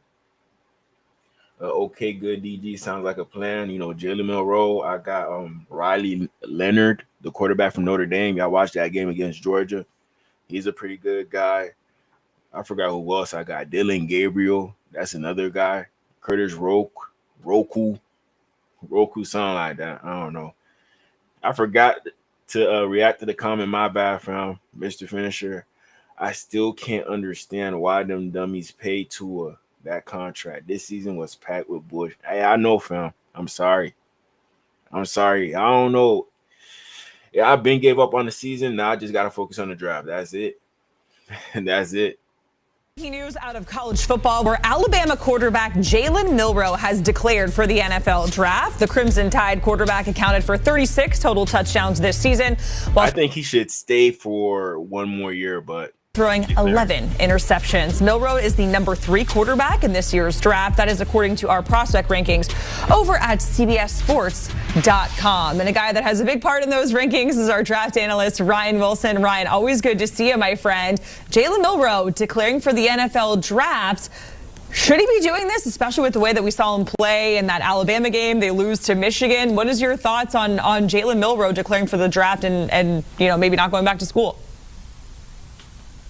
Happy New Year's, Jacqueline. And you're reading my mind, and you sound like a fan of the Florida Gators and reminiscing about Anthony Richardson's time in Florida, because that sort of feels like Jalen Milroe, in that you feel like there's an opportunity for you to go back to school and get better at the things you need to get better at. I understand why Jalen Milroe's announcing this quarterback's class is wide open. It's going to be Cam Ward and Shedeur Sanders in some order in the top 5 picks, almost likely. And then after that, it's anyone's guess what happens. But the issue with Jalen Milroe, and again, Anthony Richardson is sort of a cautionary tale. And Anthony Richardson was a better thrower of the football coming out of Florida, even though he didn't play a lot of football in college. Jalen Milroe is fantastic athletically. We know what he can do with his legs, but his ability to throw the ball has been what has been a huge question mark for NFL teams, especially this season. Part of the concerns were that he didn't grow. He can't throw the football, but he has a very strong arm, just like Anthony Richardson, just like him. So I don't know, man. I don't know. I wouldn't mind him coming. This is an Alabama quarterback. We shouldn't be going after this again. We shouldn't. But maybe this would work out. Maybe. Who knows? Enough in that Kalen DeBoer offense like perhaps we had hoped he would have. We saw what Michael Penix Jr. did in 2 years with Kalen DeBoer at Washington, and he was the number 8 overall pick and is now starting for the Atlanta Falcons. So I'm of the opinion that Jalen Milroe may have been better served coming back to college. That said, he has a really good chance to be QB3. I wouldn't take him in the first round, but we're 112 days from the actual draft, Jacqueline, and a lot can change. So we'll go through that process together. But right now, he's a day 2 pick for me. But again, he's out. So it's up to day 2. That's why I like Jalen Milroe. I think we could get him in day 2. If teams don't really value him like that, then this would be a good pickup day 2. But don't spend a first-round pick on a quarterback like this. Do not spend a first-round pick. Colts, they showing you that. Don't do that. Not do that. We'll get a lot more value if we go D tackle or lineman first, then maybe second, third, fourth round, we're looking for a quarterback. We're looking to him now and NFL teams to decide how big a gamble they want to take on this quarterback who has a chance to be QB3 and perhaps even sneak into the top 32 picks. Yeah, but the time between now and the draft, Ryan, there's going to be like 500,000 mock drafts that you're going to release. But you talked a lot about Anthony Richardson, and again, I'm so reminiscent. I'm thinking back to those conversations where the skill set is there, but we know the Anthony Richardson experience in the NFL is a roller coaster. It's very up and down. Are there any teams out there that would be willing to take a shot, in your opinion? Because there are some that are kind of in this gray area. You know, we have the Titans, the Browns. What are they going to do at the quarterback position? Are there any teams that immediately come to your mind as a fit in this moment? I low-key thought about the Eagles for him. Eagles, you know, Jalen Hurts, strong arm, could run, you know, kind of like the same body stature, went to the same school at Alabama, you know, so it makes sense with the Eagles. For Jalen Milroe? No, and I say that not because Jalen Milroe is not an NFL player, but in terms of being a day one starter, that's where the disconnect happens. Because Anthony Richardson came in, and we heard GM Chris Ballard of the Colts say this recently. He wishes that Anthony Richardson would have sat his entire first season. He didn't. He got hurt, and that is what it is.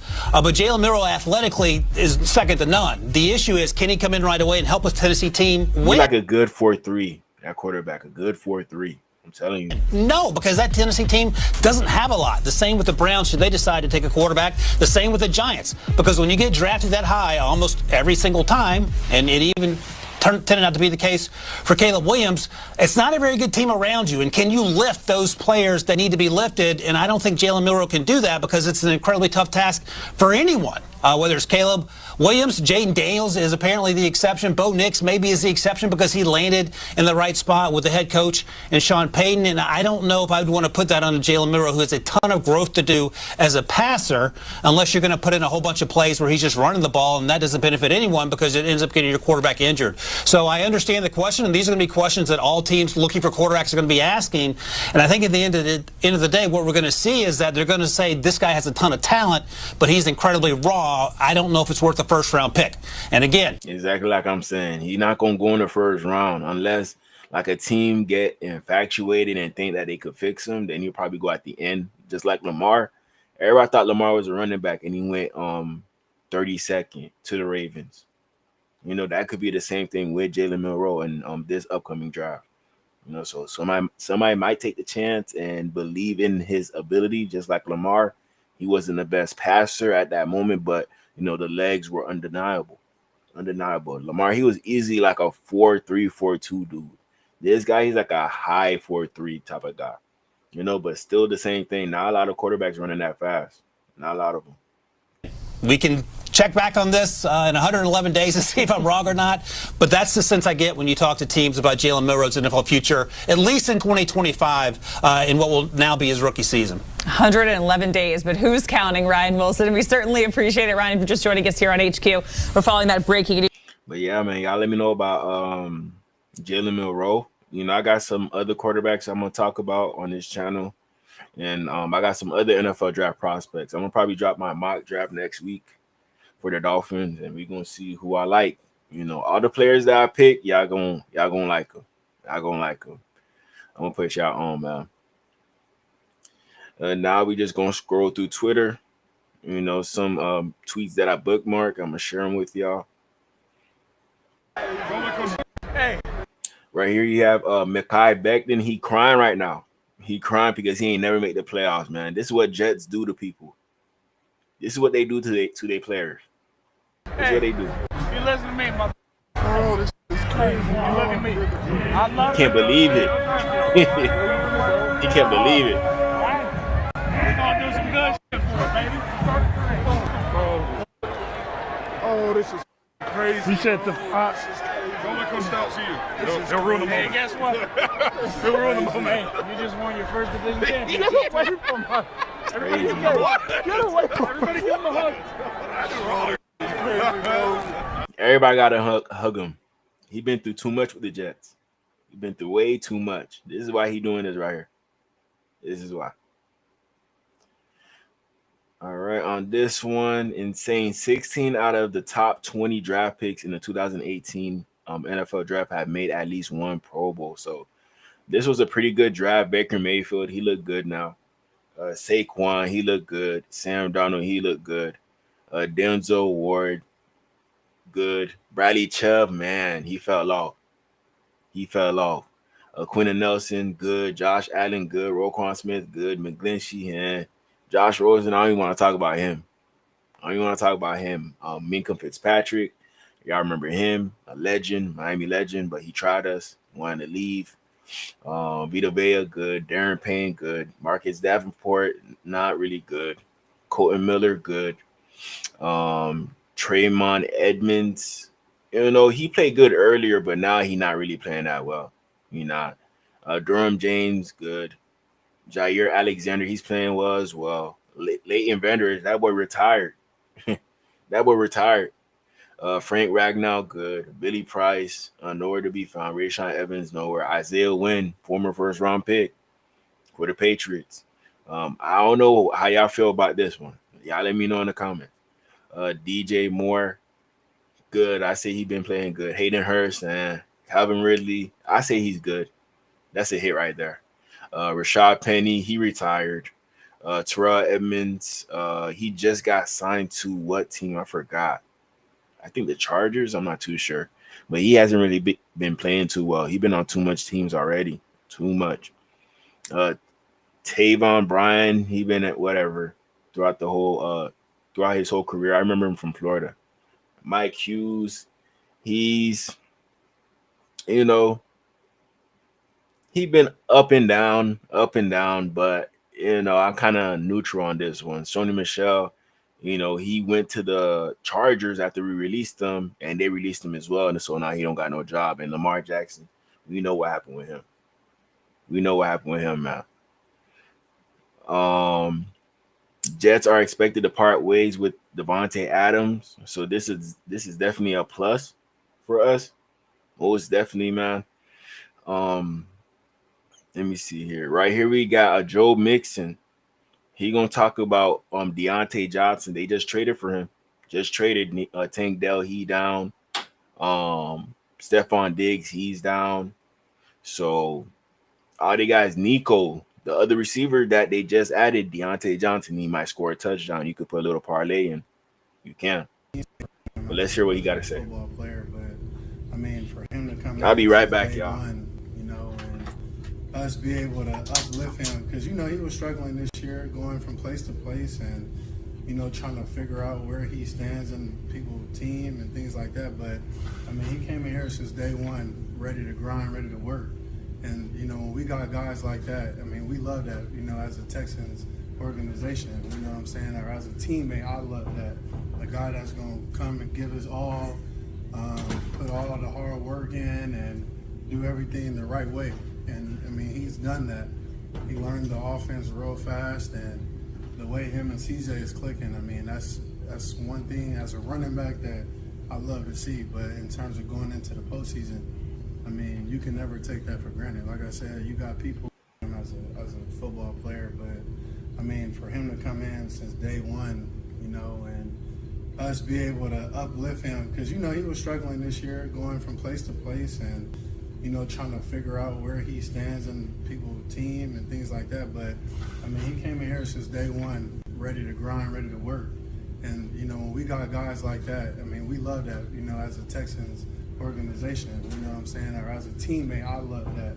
A guy that's gonna come and give his all, put all the hard work in, and do everything the right way. And I mean, he's done that. He learned the offense real fast, and the way him and CJ is clicking, I mean, that's one thing as a running back that I love to see. But in terms of going into the postseason, I mean, you can never take that for granted. Like I said, you got people as a football player, but I mean, for him to come in since day one, and us be able to uplift him, because he was struggling this year, going from place to place, and trying to figure out where he stands in people's team and things like that. But I mean, he came in here since day one, ready to grind, ready to work. And when we got guys like that, I mean, we love that. As a Texans organization, what I'm saying, or as a teammate, I love that. A guy that's gonna come and give his all, put all the hard work in, and do everything the right way. And I mean, he's done that. He learned the offense real fast, and the way him and CJ is clicking, I mean, that's one thing as a running back that I love to see. But in terms of going into the postseason, I mean, you can never take that for granted. Like I said, you got people as a football player, but I mean, for him to come in since day one, you know, and us be able to uplift him, because, you know, he was struggling this year going from place to place and, you know, trying to figure out where he stands in people's team and things like that. But, I mean, he came in here since day one, ready to grind, ready to work. And, you know, when we got guys like that, I mean, we love that, you know, as a Texans organization, you know what I'm saying? Or as a teammate, I love that. A guy that's going to come and give his all, put all of the hard work in and do everything the right way. And, I mean, he's done that. He learned the offense real fast, and the way him and CJ is clicking, I mean, that's one thing as a running back that I love to see. But in terms of going into the postseason, I mean, you can never take that for granted. Like I said, you got people as a football player, but I mean, for him to come in since day one, you know, and us be able to uplift him, because, you know, he was struggling this year going from place to place and, you know, trying to figure out where he stands in people's team and things like that. But, I mean, he came in here since day one, ready to grind, ready to work. And, you know, when we got guys like that, I mean, we love that, you know, as a Texans organization, you know what I'm saying? Or as a teammate, I love that.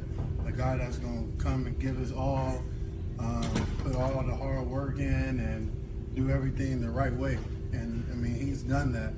He learned the offense real fast, and the way him and CJ is clicking, I mean, that's one thing as a running back that I love to see. But in terms of going into the postseason, I mean, you can never take that for granted. Like I said, you got people as a football player, but I mean, for him to come in since day one, you know, and us be able to uplift him, because, you know, he was struggling this year going from place to place and, you know, trying to figure out where he stands in people's team and things like that. But, I mean, he came in here since day one, ready to grind, ready to work. And, you know, when we got guys like that, I mean, we love that, you know, as a Texans organization, you know what I'm saying? Or as a teammate, I love that. A guy that's going to come and give his all, put all the hard work in and do everything the right way. And, I mean, he's done that. He learned the offense real fast, and the way him and CJ is clicking, I mean, that's one thing as a running back that my bad, y'all. My bad. Postseason, I mean, you can never take that for granted. Like I said, you got people as what I'm gonna do real quick. Just give me 1 second, y'all.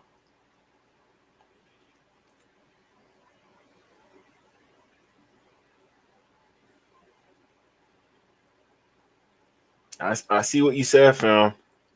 Old ass man hated on Lamar. I swear, bro. I swear. You know, I played against Lamar in high school, and you know, I knew he was gonna be something ever since high school. Quarterback. He had a good arm, a very good arm. Just give me one moment.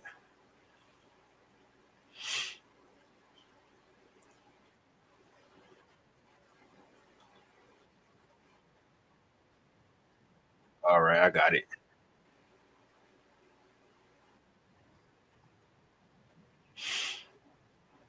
I'm gonna go handle some business real quick. I should be back in about 10 minutes, but I'm gonna let the coaches talk. While I go handle what I handle, and I'll be right back with y'all. Knowing obviously that Kendall's now on IR, obviously you have Patrick left potentially, then you have options at right with Jackson Carman. I was going to ask you, would it be unreasonable to expect a veteran who has played right tackle before, but not this year, like Wynn or Eichenberg, to play right tackle in a Week 18 game? I think it's expected that we have to go through all variables, making sure that we cover potential situations. So those are things that, as we go through the week and the process, that we're in conversation with, you know, Butch, Mike, Chris, and I are just talking about making sure that we're in the right position and have the right guys. So if we had any down the line issues, we're ready to go. What was your assessment of Jackson Carman's first game?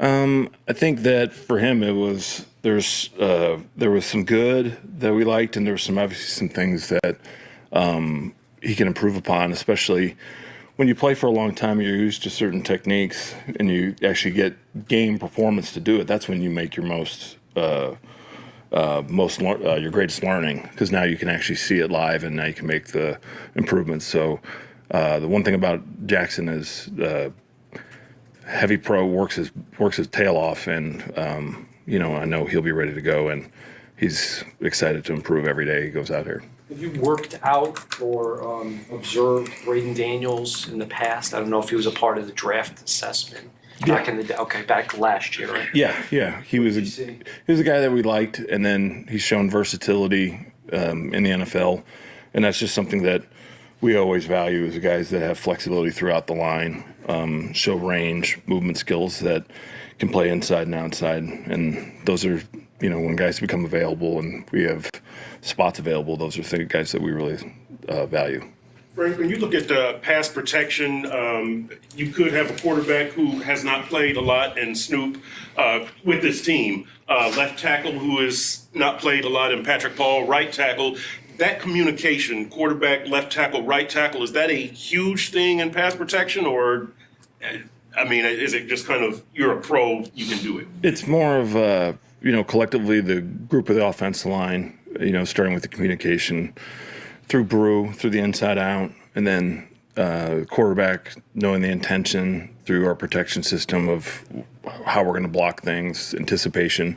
So, but I think that kind of goes into each week. We always try and make sure that we're connected with our route distribution, protection plan, launch points, timing. Because the hardest thing in pass protection in the NFL is how are you going to throw the football? What's your launch point? How are you going to protect it? 6-man, 5-man, 7-man. So, those are all things that we weigh each week, and we make sure that we're all connected throughout the entire offense. Were there any things that you found in the run game against San Francisco that maybe reverted back in this past game against Cleveland? It's just one of those where you just see we're one guy off. And when you're one guy off and the ball's cutting, and that's the guy that's forcing the ball or making the play, the difference is between a positive gain, minimal gain, or a big gain is this margin of error. So that's kind of what we're off, is that we were just one guy short from having some runs that could have been pretty cool. Patrick Paul, how would you assess how he's played when he's had a chance? I think each week he gets better, and he really is improving. And you can see the part of coaching is you can see like the practice. That's where you make a lot of growth and you get into the game. And then each week he's been able to keep building, getting better in pass protection and with his run fundamentals. So it's a guy who is really using his time to grow, and we're excited about him, really short-term and long-term for how he's been able to grow. With QuickBooks Solopreneur, keep your finances organized year-round. Move from books to taxes seamlessly with visibility into potential deductions, so your one-person business is always ready for tax time. Sign up for QuickBooks Solopreneur.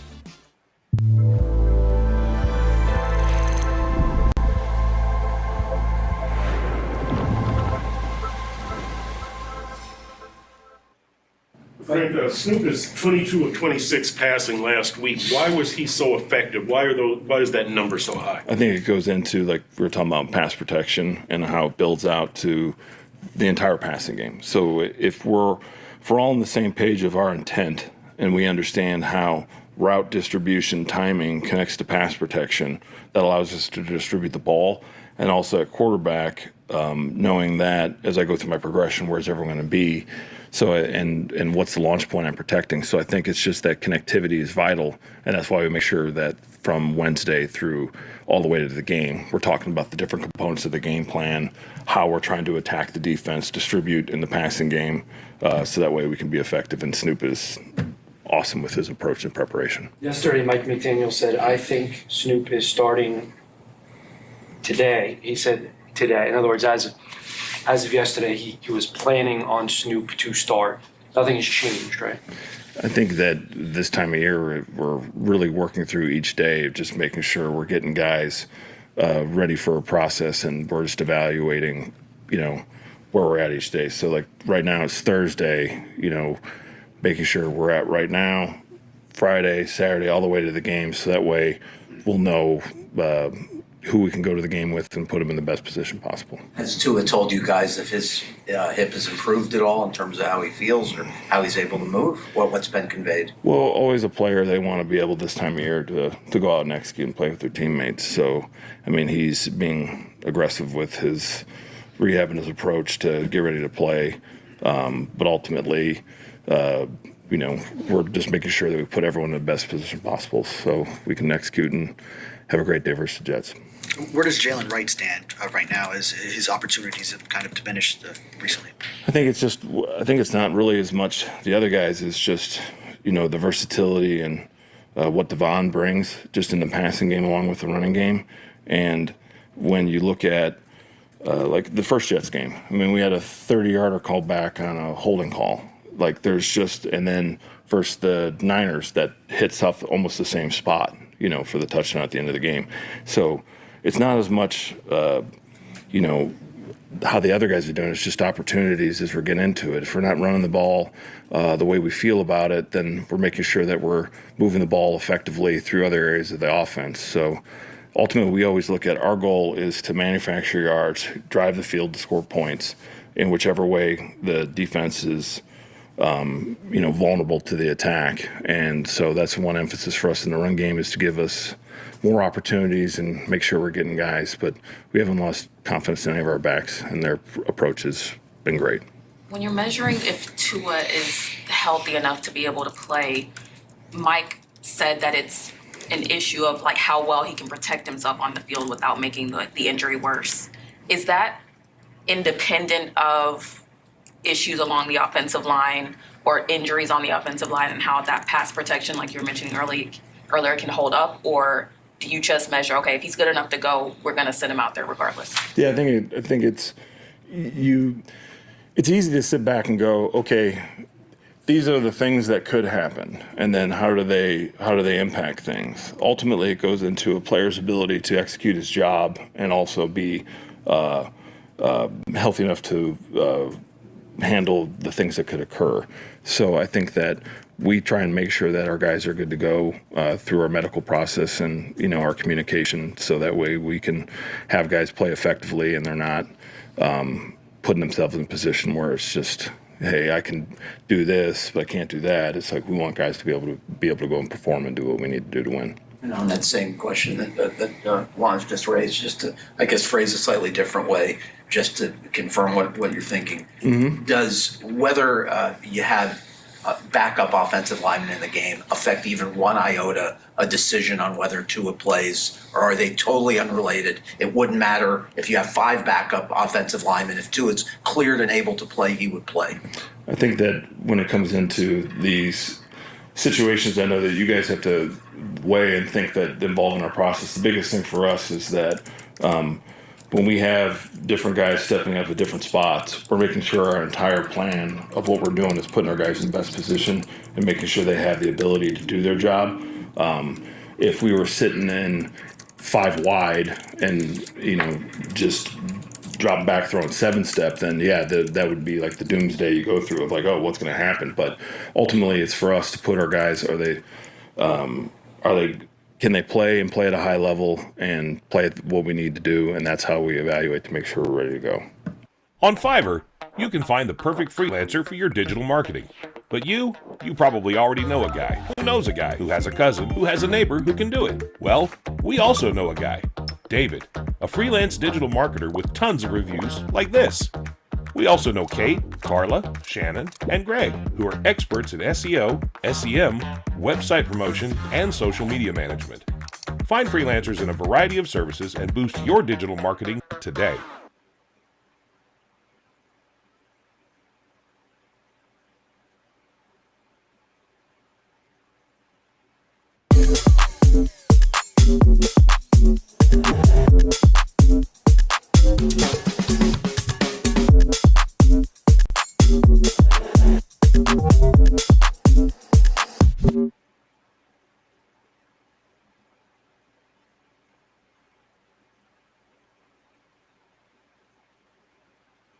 For him, is there like a mental component of like you don't want him thinking of how to protect himself, like as a play is going on, you want him to be able to kind of focus fully on playing the game rather than, okay, I need to protect this hip? I think that goes into the psychology of just playing in general. It's like when you're playing, you can always have, if your mind wanders from the moment from now, and you're worrying about maybe a variable here, a variable there, a variable of what it is, you're not in the moment of what am I trying to execute right now? What is the defense presenting? How do I attack it? That's ultimately, I think it goes into the compartmentalization of a player, of like your focus has to be on the present to how you can perform, and all the other things are just part of the process that you have to minimize to make sure that you can maximize performance. And I think that goes into whether it's working through injuries, maybe performance cues or something that you're trying to improve. I think all that goes into like the mental training that you have to really have high level performance. For a few more guys. Frank, I'll just throw this out because this could be the last time we talk this season. I thought we were going optimism, Chris. I thought, like, Hal told me we're starting off with, like, 2025 optimism. I'm the only one that booked the Buffalo Hotel, just so you know. All right. Yeah. Next question, Joe, obviously.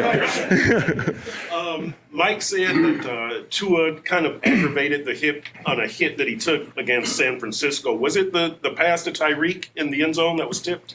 There was one element from that, but I think it was just ultimately the as you go through a game of just movement and stuff. So I think that's when you're trying pushing through stuff and then you have a setback, it's like now that's part of where we're at now, is making sure that when we get to the game, we're maximizing where we're at. We're not regressing or just trying to hold water with that. But yeah, it's this time of year. Everyone's working through something, trying to make sure we're ready for Sunday.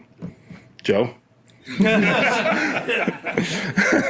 just bring up a negative note, but the Dolphins have This one, you just set me up for the next level. New Year's resolution. I was going to optimism. I don't think Pro Bowl is very important. Note, Joe. I don't think Pro Bowl is very important. But it is also true that the team has 0 Pro Bowlers after having 5 on offense last year and none this year. Mm-hmm. I know there's a lot of factors, fan vote and this sort of thing. Does that tell you anything about the kind of season it's been? I don't know if it's kind of the season it's been. I think there's things that go into that. But I think our focus right now is team goals, right? And let's focus right now on getting what we need to do to keep playing and extend our season. Just as you look back at Chop's season, obviously, I was going to ask you not only what stands out from a good standpoint, there's been a lot of good, but the mission you would give him about where specifically there needs to be a jump in year 2 would be what, Anthony? Yeah, I think the biggest message that would be relayed is just not to be satisfied, right? He's obviously had some early success, which is truly a credit to him, and his coaches just continuing to pour into him, but him responding and listening. But, complacency is the cousin of death in this league. So the last thing you ever want to do is just be happy with where you're at, because the second that happens, somebody's passing you up. So incredibly excited about the kid, and I know he'll put the work in, so I'm probably more talking to a lot of other people on the team as opposed to him. I think Nas said that once about sleep. Yeah, he did. He did. We're 80s babies. Man. Would there be with him? Is there a need to add yet another counter move as a pass rusher and from an edge setter? I know you've talked about his main progress, but those 2 areas, like what would be the next step? Yeah, I think as a pass rusher, you're constantly adding tools into your toolbox, trying to see how guys are seeing you on tape, trying to watch guys who have had success that have similar skill sets as you, and seeing what you can take from them and apply to your own game. So it's exactly what I said. Like, the kid has every athletic attribute known to man, right? He's fast, he's physical, he can bend. His arm length doesn't hinder him by any means. So whatever he can take and utilize and then apply, he should. For Dotson to come in and have a game like he did last week, I imagine when you bring a guy in mid-season, you never know how they'll mesh or how they'll, kind of fit in with the group. But it seems like he's just kind of been able to step right in, make thrust in the starting lineup. Yeah, and to be honest, we kind of expected that. Fortunately, I had some people in Seattle that could give us some really good intel. And all reports out of there was tremendous teammate, really good player. They just had some young guys that they wanted to get on the field. So that obviously has worked out in our favor, and the transition has been seamless for us. Zach Sealer was named team MVP. Oh, man. Do you approve of this selection? Absolutely. Right, absolutely. We've talked about Zach before. I think the absolute world of him. Without a question to me, he is certainly worthy of that award, particularly for our defense. He is, the heartbeat of our defense. He holds down the middle and obviously just shows up week in and week out and affects the game in a positive manner. So, well-deserving for sure. This is the number 3 defense in the league, but no Pro Bowlers on the initial Pro Bowl. What do you think of that? Yeah, I guess we're a little bit like the no-name defense, I guess, right? So hopefully we get in and we'll give them a reason to talk about us.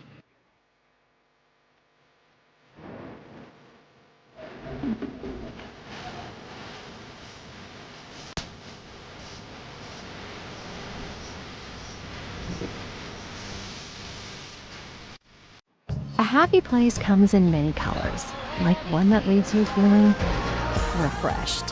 Whatever your color, bring happiness home with CertaPro Painters and make your happy place your home. CertaPro Painters, that's painting happy.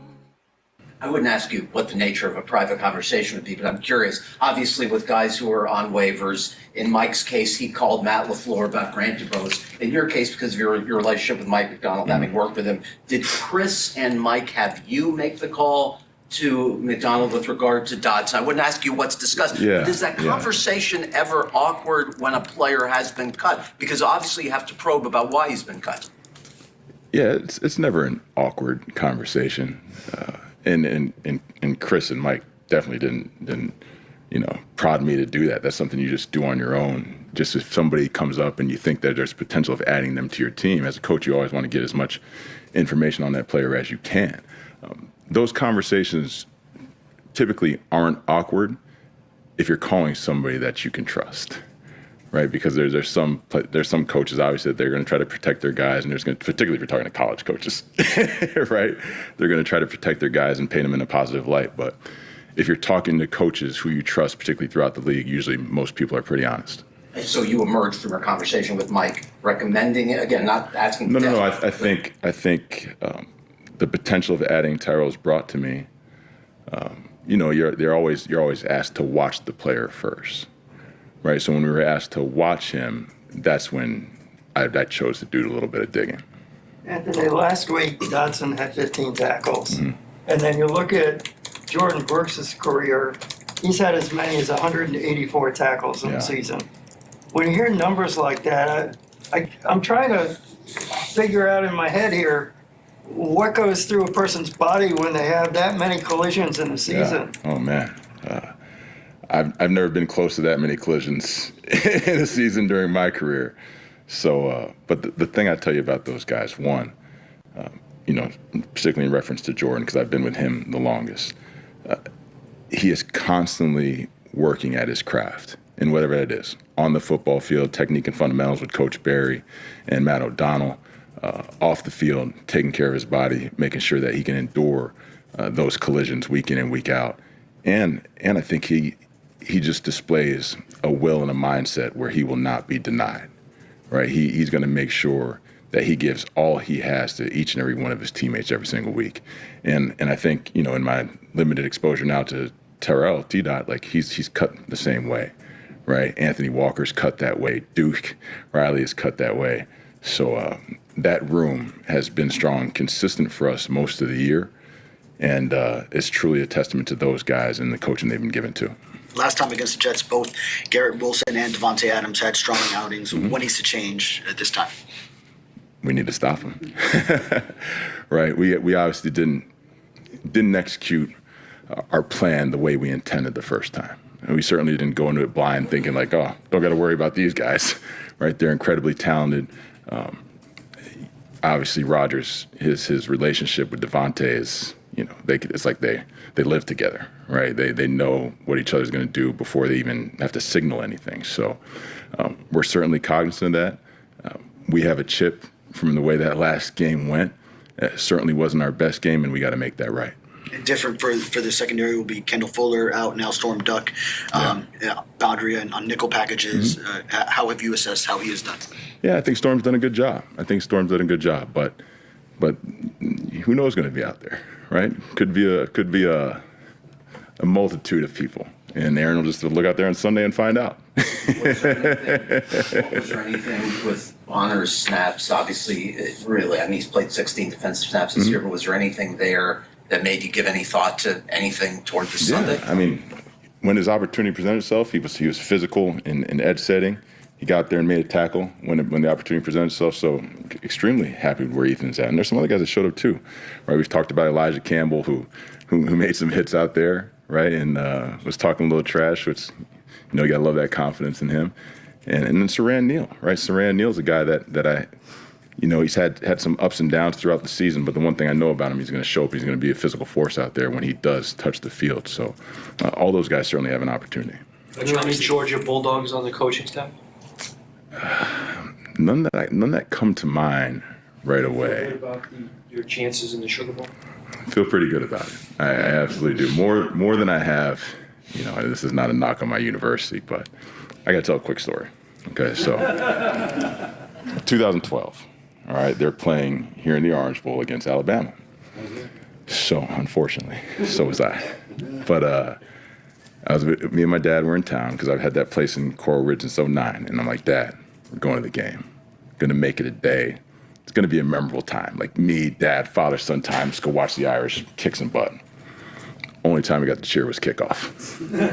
And after that, it was a pretty quiet day. I think we left sometime midway through the third. So, who would have known, like, after that game that, being your Mike linebacker being catfish was going to be the second thing you were actually going to be sad about, right?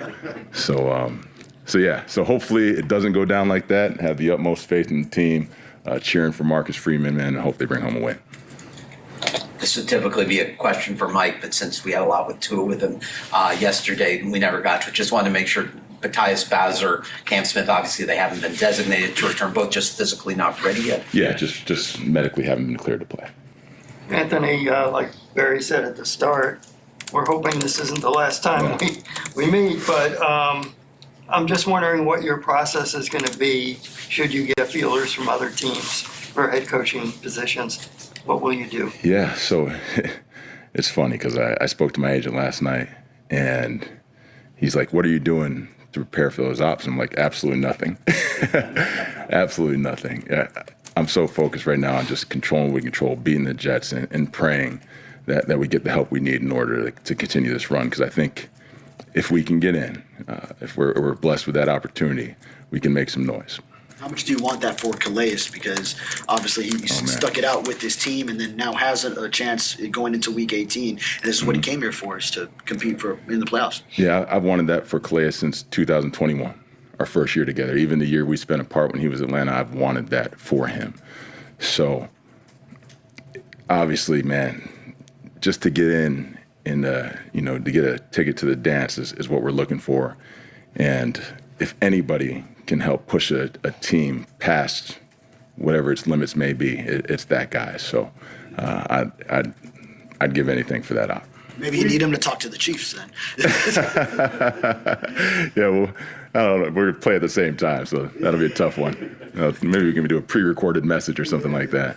How's Bradley Chubb been this last week, these last couple of weeks? Yeah, he's been phenomenal.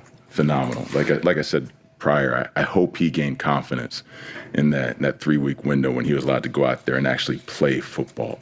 And really, he's been phenomenal the entire season. I can't say enough about the effect he's had on Chop Robinson, right? He's constantly out there trying to coach him up on the sideline, just trying to help this young kid out because he's been that guy too, right? He's been that high draft pick with high expectations, so he can relate to him. So I love him. I can't wait till he's out there with us all the time because just like Calais, Zach Sheeler, some of these other guys, Jalen Phillips, he is a force multiplier. Danny, having Tyreek return punts, was that your idea or Tyreek's idea, and how do you think it went? I think it went well. They did a good job trying to keep the ball away from him after the first opportunity. But again, anytime you have a playmaker of that caliber, the more you can get the football in his hands, I think it's a good thing. And what about him doing that again? Is that on the table, off the table? Everything is constantly in flux, so we'll see. How do you assess this season as a whole now that, or how about 2024? In 2024, now that we are in 2025, 2024 is complete. It has nothing. I'm not there. It's cumulative. It's cumulative. How did you assess last season? Good try. Yeah. See me down the road. One more on the Tyreek thing. The reason behind it was what? Well, the reason, I mean, he's an outstanding player, great with the ball in his hands, and give us a spark, possibly make a big play. All the normal reasons why you would assume a player of that caliber would be back there. There's a lot of moving parts to it, like there always is, weekly, in game. So there's a lot of things that can dictate that. But again, I think it's a good thing when he has the ball in his hands. It's a good thing for the Miami Dolphins. Not making any excuses, Jake was on the injury report with a back treatment ailment. A couple of punts that he just barely missed. Did stiffness in the back, or did the back have anything to do with it? We're not going to talk about injuries. That's separate. So. Jason on the 54-yard, yeah, he did. 54-yard field goal, crossbar and through. Were there some elements there that made it that close, or there were a couple of things. We had some, the front end of the operation maybe wasn't as clean as we'd like. The strike maybe wasn't as good as you'd like. The field, a lot of elements. Anytime you play, when you don't know exactly what you're getting, in terms of field, wind, rain, whatever it may be, there's always going to be moving parts. But there was parts of it I think we could have handled better and controlled a little bit better. Fortunately, normally when he hits the yellow, it's not gone our way. Fortunately, we hit the yellow and it went our way on that one.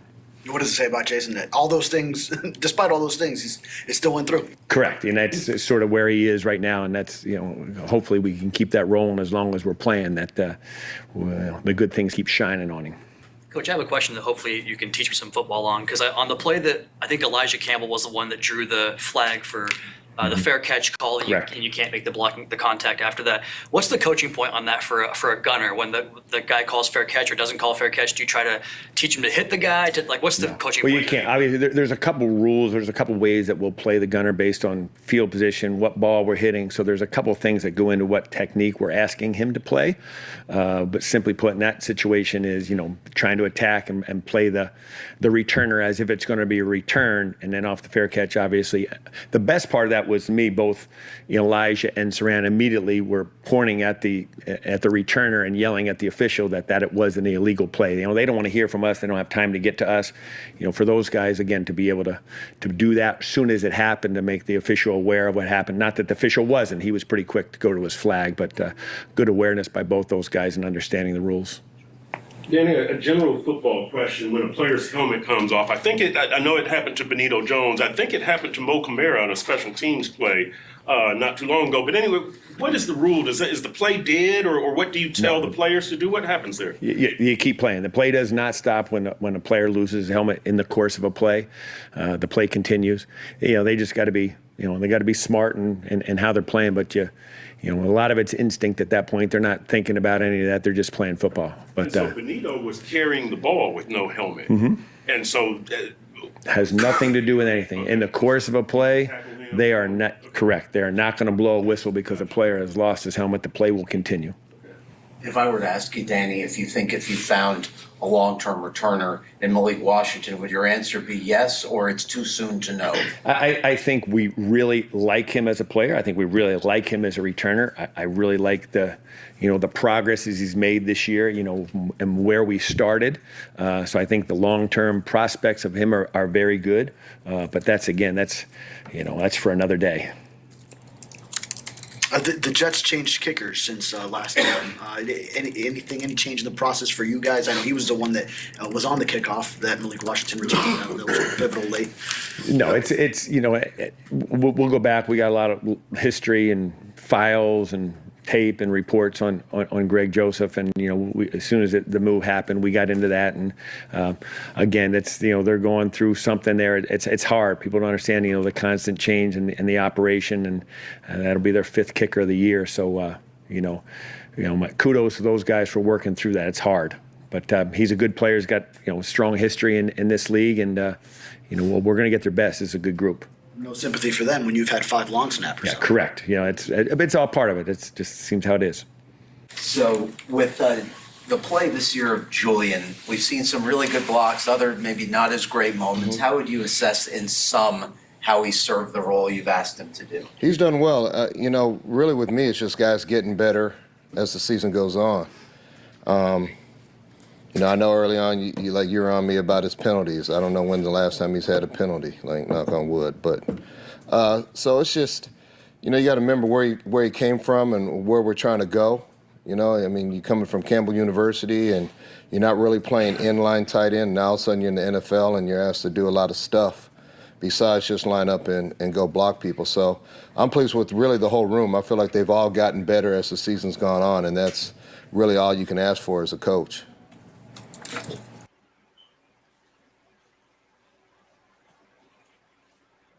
Is it a big deal that Jonnu did not make the initial Pro Bowl roster, or he'll get in as an alternate? No, it is what it is on that. To me, I'm just pleased with how Jonnu has played this year and what he's brought to this team, not just on the field, but I think really this has been one of the funnest years I've had as a coach, just that room. The camaraderie that those guys have, everyone pulling for each other. I look at when something like that happens, that's more of a group award.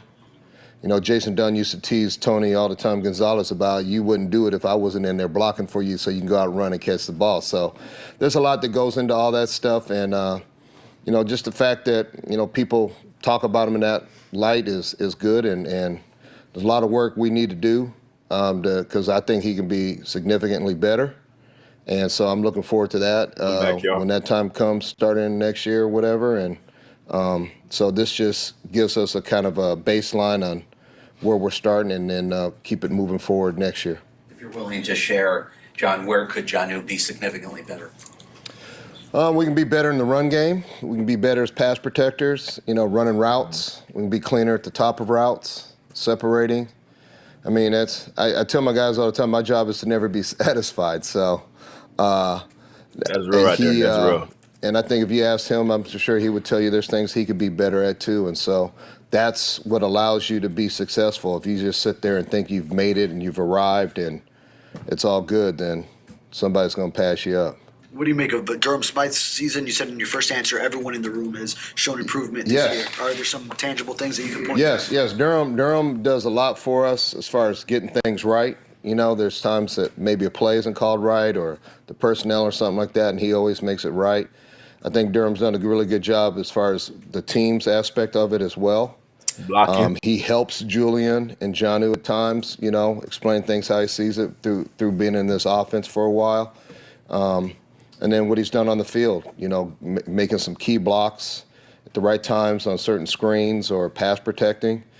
He's done a really good job. So he does things that doesn't necessarily show up in the box score. Yep. That people wouldn't know if you're just watching football, if you're not really in tune to what teams are trying to do or what you're trying to do within that player concept.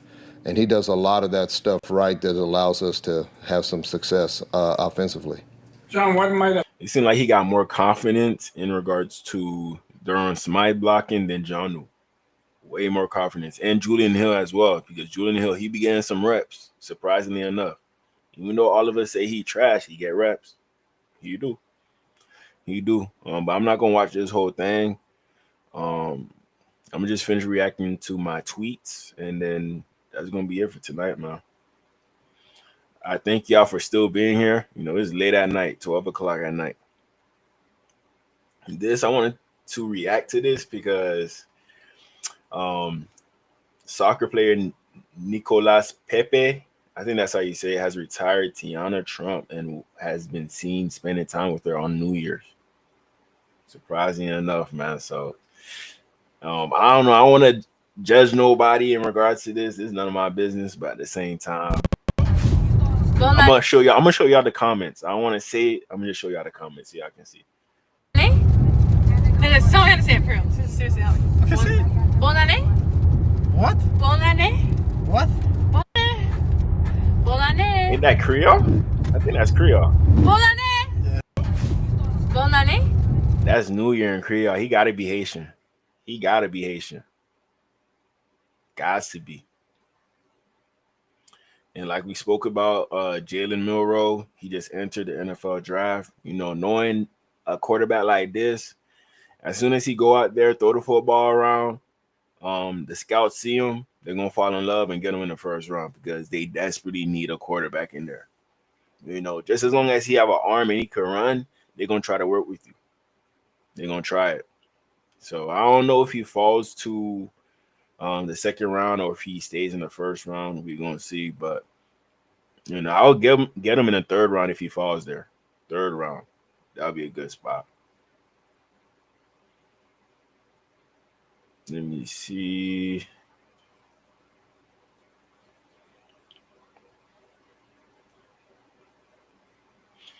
Right here we have where we got Brock Bowers. We're gonna see what he's talking about. Quick as his hands. Take a look at some of the skills of Brock Bowers and why he's been so good, so fast.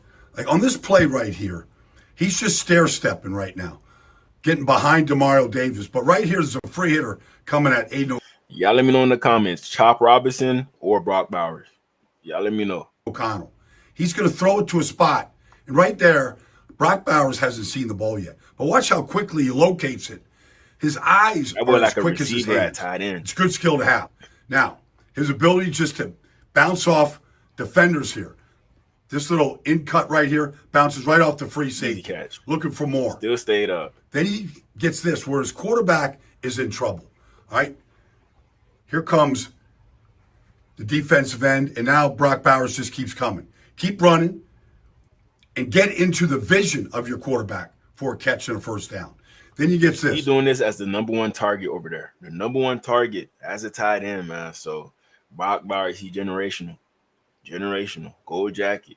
O'Connell right here is looking left, doesn't see it. Here comes Bowers. Now, what makes him really good after the catch is watch. Catch and run. Too. Catch and run. Now, square up. All right? Get as many yards as you can. And then this finally, like you just watch him be able to shake man-to-man coverage and separate. It's crazy. Right? 7 more catches to get to 108. 5 of those catches on Sunday against the Saints were for first downs. He just keeps moving the chains. Remarkable rookie season with 108 catches for Brock Bowers. 108 catches from a tight end, but I ain't never heard of nothing like that. Never heard of nothing like that, man. So, yeah, Brock, he is the truth, man. He is the truth. So, you know, Chop Robinson and him, that would be a tough one. Brock Bowers, he got the slight edge for me. You do. Slight edge, but I love Chop Robinson, though. I do love Chop Robinson. Tyler Huntley appears to be the best running quarterback in Miami Dolphins history. Thoughts? What y'all think about this? You know, to be honest, you got to give him that.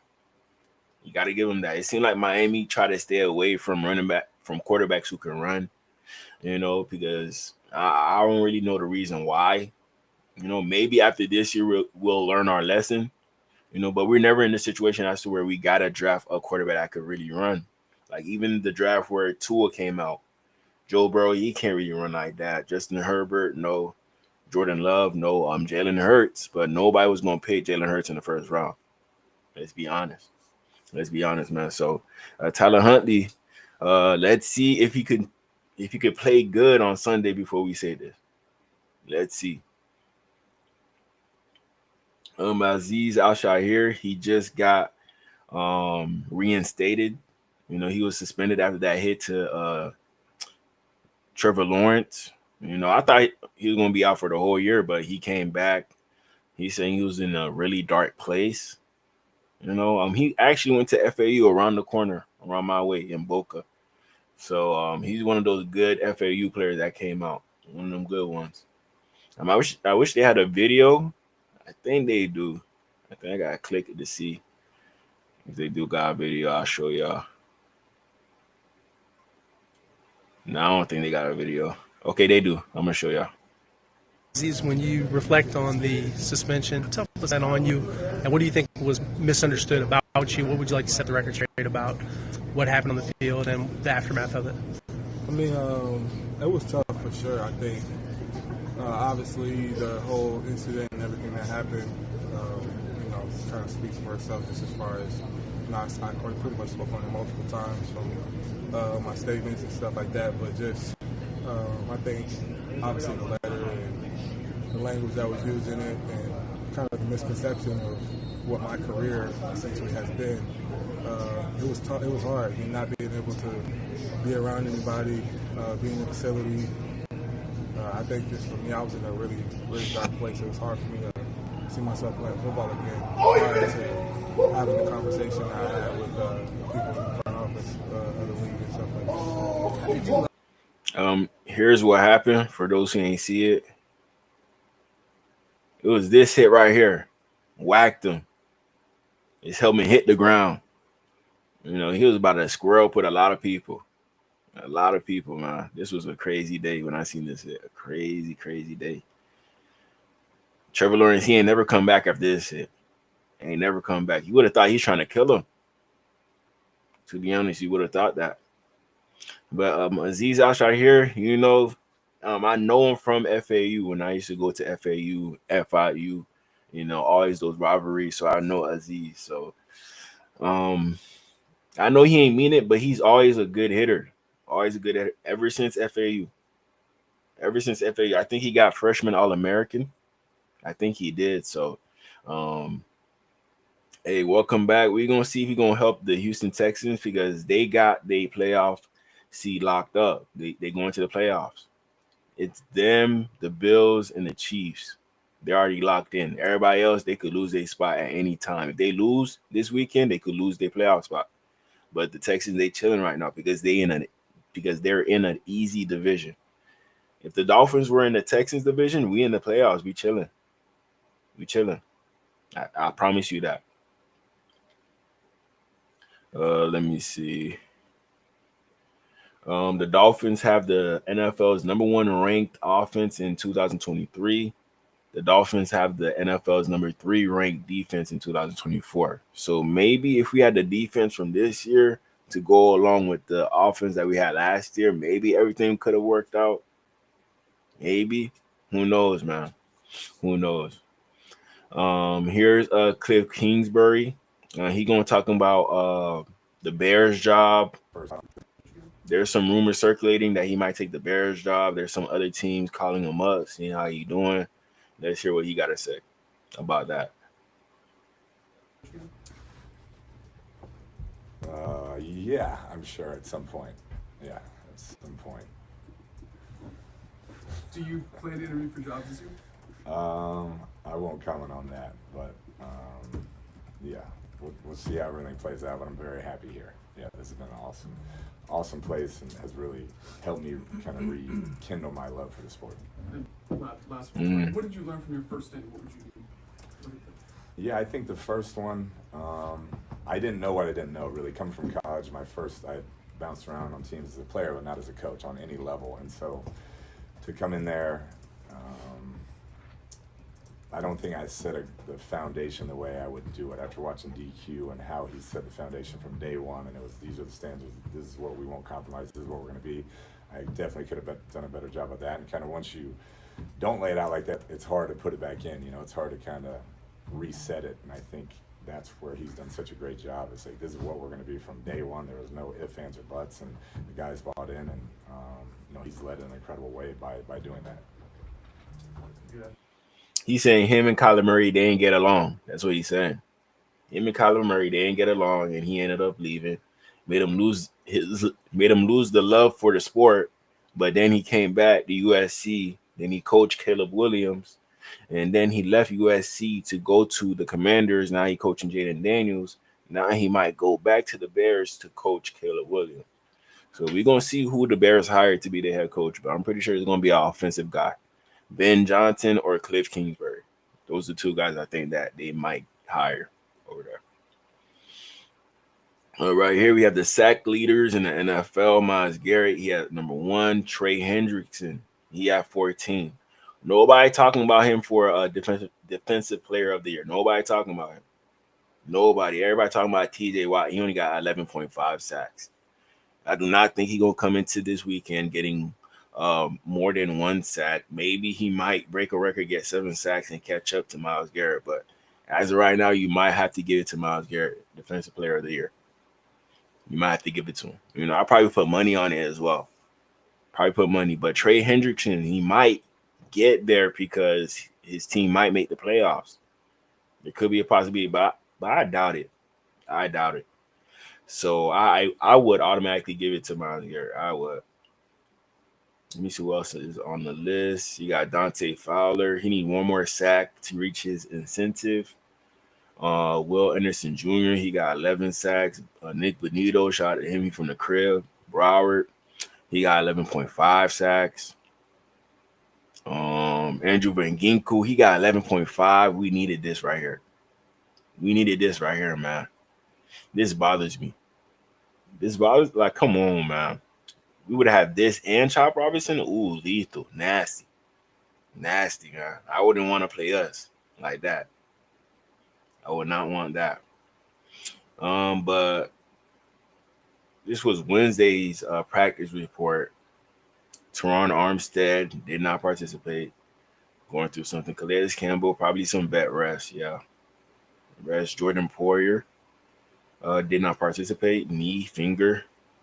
Anthony Walker did not participate. I wonder what happened to him. Okay, Duke Riley full. Tyreek Hill limited. Jake Bailey limited. Tua, he was limited. He was limited. You know, hopefully Tyler Huntley, he could get the job done for us so we can see what Tua gonna have to offer. Because if he limited, that means he getting healthier, maybe.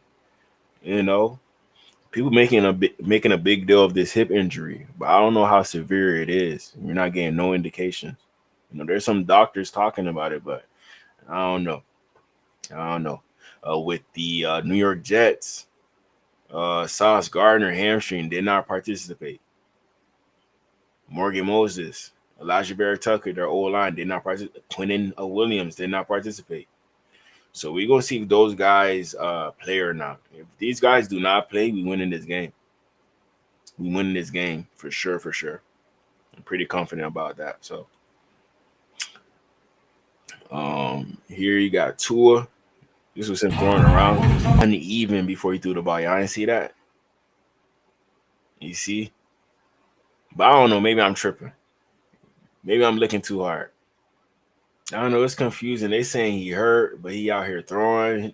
It look like nothing going on with him. You know, they talking about it's the hip.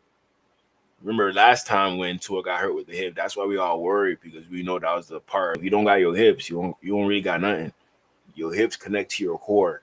You need your core to throw. Your core, your throw motion is not going to always be there as strong as it could be because your hip got an issue. I don't know what exactly happened into his hip, you know, but I'm just speculating right now. I can't really say this is true or not. You know, I ain't no doctor, but, you know, I just know when you're a quarterback, it matters with the legs and the hips.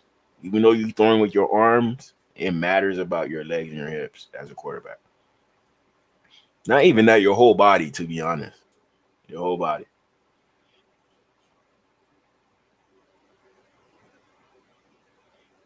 Yeah, we already watched Jonu. And like we talked about before, team with no Pro Bowlers, New York Jets, New Orleans Saints, Miami Dolphins, Tennessee Titans. You know, all bad teams right next to us. All bad teams. At least we still fighting, but at the same time, this is bad company. This is bad company that we don't want to be in. Definitely don't. Another touch from practice.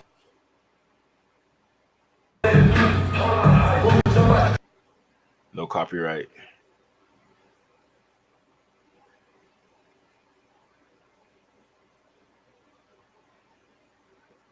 I don't know. Tyler, he threw the ball a little bit harder than Tua. I'm not even gonna lie. Comparing to their arm strength. Tyler Huntley, he might have that, but I think Tua might be the more accurate quarterback than Tyler Huntley. But we all know in regards to legs moving in the pocket, Tyler Huntley, he got that. He got that. But I love seeing a kid from the city, playing for the Dolphins, putting on for the city. I love it. I love it. Jeremiah Smith, the Ohio State freshman, man, he might be the best receiver in the NFL and college as a freshman. I'm telling you, man, go watch the tape. Go watch the tape. He's going to be special, bro. It's Jeremiah Smith. Go check him out.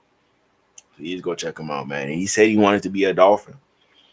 I don't care what receiver we got at that point. Drop him. We get in Jeremiah Smith. We got to make him a Dolphin. We got to. Got to.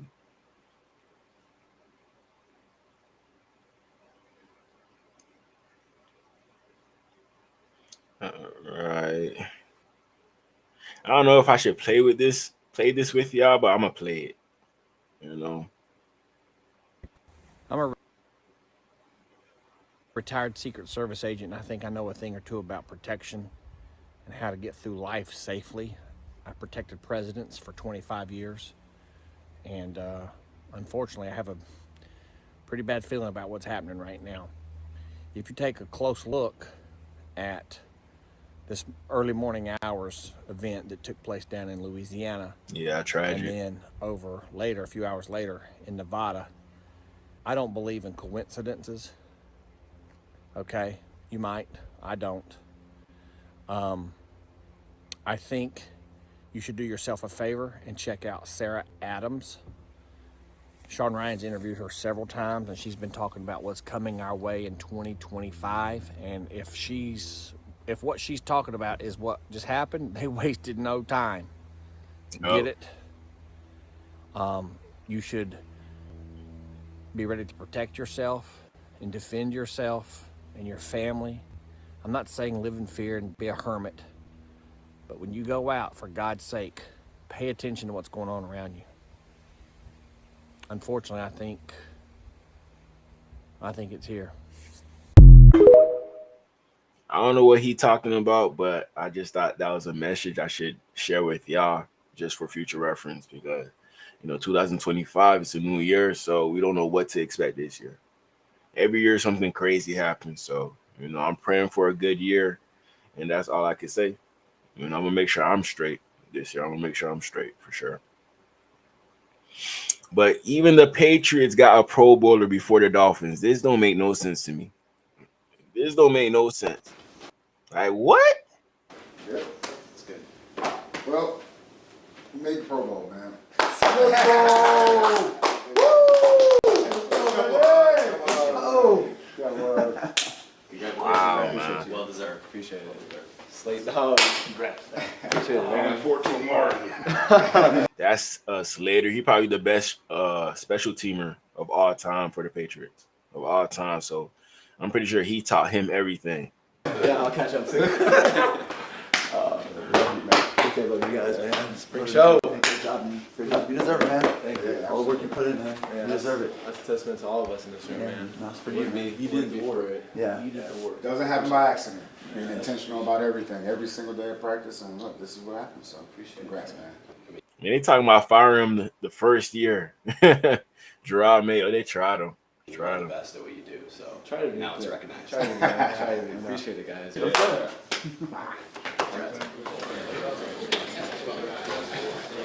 right, come on, man. Here's some good news. Hey, our guy.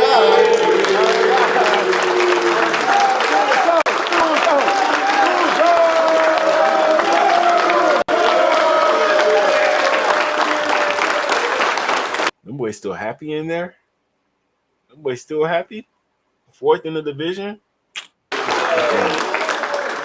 man, we talked about it this morning, just your hard work and approaching every single day, like it's the first day, like day one. Look, you definitely deserve it. And look, we're all happy for you. All happy for you with that. Man, shout out to the Patriots. At least they got somebody in the Pro Bowler. At least they got somebody. So, there have been some speculations that Carson Wentz, he might end up being the next Sam Darnold. A name I've heard a few places in the NFL is that Carson Wentz is the most likely to be the next year Sam Darnold. If there is one, no guarantee. Ex-starter who had some success coming off time with Sean McVay and Andy Reid. Now he's going to play this Sunday for the Chiefs. So if he put on a show, a decent enough show, a team might take the chance with Carson Wentz. Could Dolphins be one of them? You know, if he shows that he is actually a decent quarterback right now, did he learn something from Patrick Mahomes? Did he learn something from Sean McVay? You know, we're gonna find that out on Sunday. We're gonna find that out. So even if the Chiefs win or lose, we gotta watch out for Carson Wentz. You know, he's actually a good quarterback. It's just the injuries that caused him to fall out. You know, he ended up with the Colts, the Commanders. You know, he's been on half the teams in the NFL so far. Half the teams. So hopefully he could find his spot just like Sam Darnold did and end up being a good quarterback. So you see how Sam Darnold went to a good spot with good receivers, and look what happens. Maybe he comes here with Tyreek Hill, Jalen Waddle, and he ends up looking well while Tua get hurt and we put him in. And then boom, happily ever after. That's what happened with J.J. McCarthy and Sam Darnold. So there are some speculations that this could happen, but we got to see. We got to see. I think Carson Wentz, he washed, but, you know, out of all the backup quarterbacks, he got the most potential. The most potential. Here, I wanted to react to this to y'all. You know, this is probably like $1,000 meal. You know, I'm not spending no money on this. No money on this. No seasoning. Like, come on, man. I can't do this right here.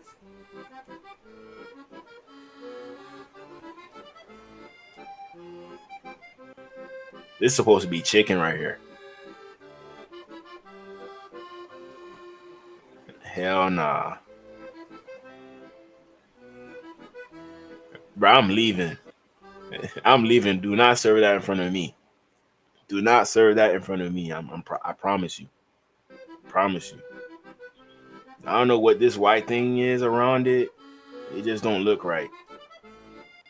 Where the barbecue sauce, the hot sauce, something.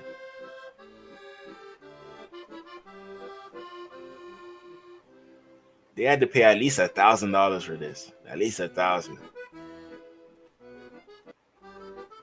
Man, that's nasty right there. I'm sorry. That's nasty. Shout out to Notre Dame. They actually had a kid named Charles Du. He's a walk-on cornerback at Notre Dame from Beijing. His nameplate for college football playoff features his name in Chinese. So this is like some crazy stuff, man. Crazy. But he about to get a lot of NIL deals for this. A lot of NIL deals. Even though he'll walk on, he about to make a bag. Hometown Beijing, China, man. So shout out to him doing his thing out there. You know, he put it on for China people. He put it on. I never see him like this. Never do. But they saying he a walk-on, but I don't know if he actually get playing time or not. But, you know, I'm proud of him. I'm proud of him. Charles Du. All right, and like I told y'all, Cliff Kingsbury, he is expected to interview with the Bears for the head coaching position. So be on the lookout for that. I'm pretty confident it's him or Ben Johnson. Him or Ben Johnson. Either one of those two. Here goes Nick Bosa. He's going to talk about the Lions on this one. The Lions. I don't think the 49ers are going to trade him away, but different. I think they've had a ton of injuries on defense, which hurts them, but the mentality of the head coach, you could see it throughout everybody. It's really a cool team. I could just see from afar that it's probably a fun team to play for, and they come out and they play to win every game, and I respect that. What are you trying to say about his team? What are you trying to say? That's all I'm going to say. That is it. Right, we have Brian Thomas Jr. Jones to the air, good touch, drops it in the bucket for Thomas. Just a brilliant. Thomas, he like that, man. Can't guard me, man. Good throw, Matt. Jones gets it out quickly. All you gotta do is throw it up to him. That's all you gotta do. Burn them. He said that boy small.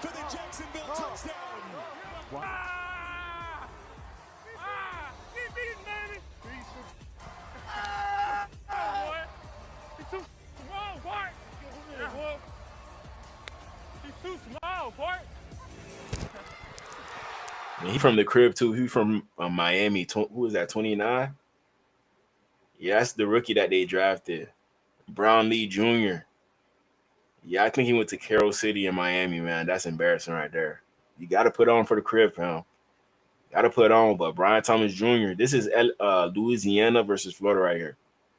Louisiana versus Florida. So Florida, we lost that one. But Louisiana receivers, they're a different breed. Jarvis Landry, Odell Beckham, Brian Thomas Jr., Malik Neighbors.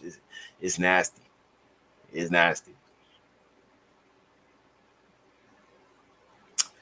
Right here we have DJ Academics. He's saying he signed to top 5.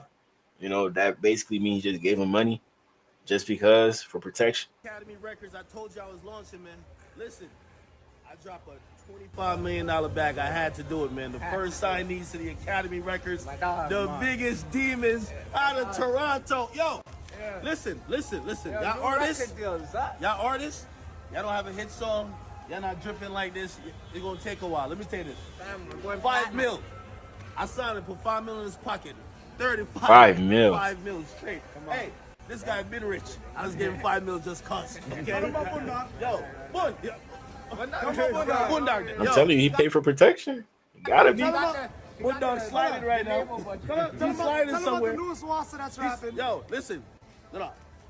I had to give Bulldog $5 million just for him to stop sliding. That was the only stipulation. No more sliding. It's over.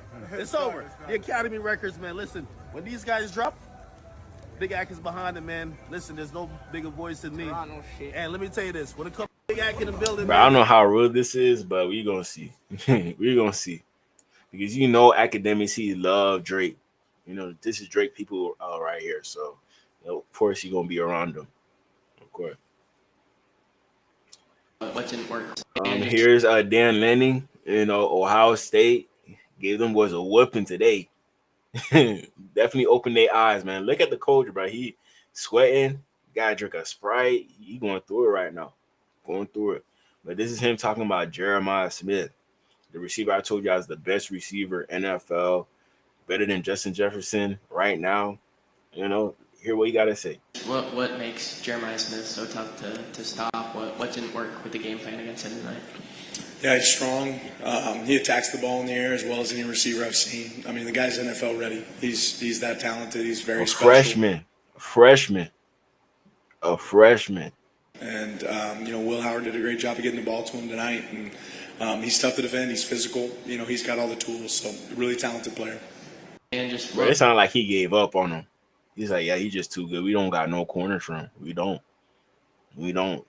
They was double teaming him as well. He was still getting open. Jumping up top, getting it, showing his speed. That boy, he gonna be special, man. He's gonna be special. And on top of that, he's 6'3", at least 6'3", moving like he's 6 foot. You know, he like another Julio, to be honest, but you know, as good or a better route runner. Right here we got Anthony Richardson. Just dealing with. He gonna talk about the pain that he's going through right now with his back injury. So that boy really going through it. He's saying that he couldn't even walk a few days ago. That boy couldn't even walk. He had to crawl. So this is the problem with Anthony. We know that he's not a good thrower, so we gotta use his legs. But once we start using his legs, he get hurt too much. Now we gotta start throwing again. It's like with both sides, it's not gonna work with Anthony. It's not, you know.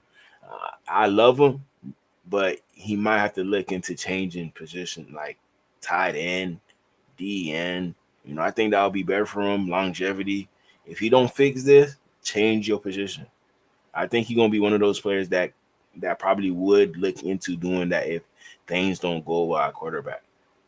Probably one of those players, man. But I do want to see him succeed as a quarterback. You know, I thought he had potential, but you know, he's not showing me nothing this year. You know, with weapons on his team, to be honest. Can you explain what the injury is and I guess when it happened or how it happened? Just dealing with my back, you know, just lower back stuff. Last week was tough. You know, I couldn't even stand up on Tuesday. Barely even walk, you know, crawling around the house. But, you know, I'm here. I'm standing now. You know, if I can do everything in my power to get on the field, I'm gonna do so. That was my mindset last week as well. But I could barely move. So Anthony, have you ever dealt with spasms before? Oh yeah, I have. I've been dealing with stuff like this in about like 8th grade, but it's never been this severe. It was definitely a little scary last year. I mean, not last week, not being able to move, but like I said, I'm standing up now, and I'm looking forward to playing this week if I can. Do you know what causes them? Is that been something they looked into? I got an MRI. They checked it out. It says it's a disc thing that's been there for a while, but I guess it got triggered the wrong way last week, and it did what it did. Yeah, you said you've been dealing with these back injuries for years, or back issues for years. Is there something chronic? Is it kind of going away on? He said this is since 8th grade that he been dealing with this. 8th grade, so that's a little minute, bro. Little minute. Its own, like, how do you view just your back? I never viewed it as a problem. I just thought it was more so just muscle tightness from just working out and running a lot. But it might be chronic, but there's plenty of ways to prevent it, going on in the future. And now that I know that what it is, I can find certain ways to stay out of certain positions, just make sure I'm healthy 100%. Have they talked to you about potentially needing surgery at all, or? No, they said it's not that severe, but God's willing. I hope it never gets that severe to that point. I just hope I can just keep playing throughout the rest of my career with no problems. So the MRI showed a disc issue. Is that kind of what the MRI showed you? Yeah, that's what it was. Okay. You're going to see he might have surgery at the end of the year. He might. He just might. Here we got Aaron Ross. This is funny right here. I wanted to show y'all this. Yes, it is Aiden motherfucking Ross. Are you Tanny motherfucking Marie?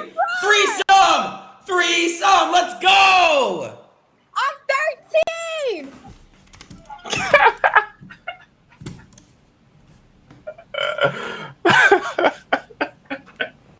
That's crazy, man. Yes, it is Aiden motherfucking Ross. Are you Tanny motherfucking Marie? Threesome! Threesome! Let's go! I'm 13! Man, y'all watch out on them little abs. I think it was at Momo, something like that. Something at 13. That's crazy. That's crazy right there. I don't know what I would do. Joe Milton has taken reps with the Patriots' first team offense this week. So Joe Milton, he might get some reps before the year over. Drake May, he might play a half. Milton, he might play a half since the season pretty much is over.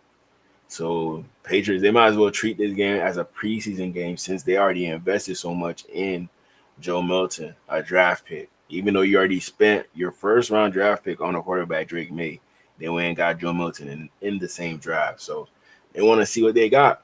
I can't blame them. They want to see what they got. I think they playing who? The Bills? No, yeah, the Bills. It got to be the Bills, right? I think it is, but I can't wait to see Joe Milton. This is the guy that the Dolphins should have gotten in the draft to be our backup quarterback. This is the guy, but we slept on him. We went and got 2 receivers instead of getting another quarterback to put in our room. Crazy, ridiculous, man. Just ridiculous. But shout out to Joe Milton. We're going to check him out on Sunday and see what he got.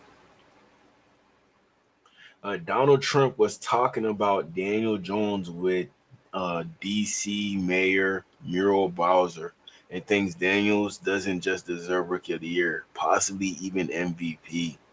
I think it's because he's doing it at the Capitol, Washington, D.C. So that's probably why he's proclaiming that. I don't even think that he's a Commanders fan. I don't even think so. I think he looked like a Raiders fan. He looked like a Raiders guy, to be honest. Donald Trump, he do. This is the draft class of running backs. Loaded. Very, very loaded. I'm pretty sure y'all can't see this. Let me zoom out. You got Cam Scatterboo. Pretty good running back out of Arizona. Thicker build. Devin Neal. He a okay running back. I like DJ Giddens. Who else I like? I like Caleb Johnson. I like Nicholas Singleton. Ollie Gordon, but he getting too much trouble. Quishon Judkins, I like him. Taj Brooks, I like him. So this running back room is going to be deep next year. the one guy I would like to see in our room is DJ Giddens. Go watch his tape, man. This guy, he raw. He raw. He probably the most shiftiest person in this whole draft coming up in 2025. The most shiftiest. So, hey, Miami, make the right decision. Please do. Please do. Right here, I got this video that I seen over there by the Hard Rock Stadium. Let's check this out.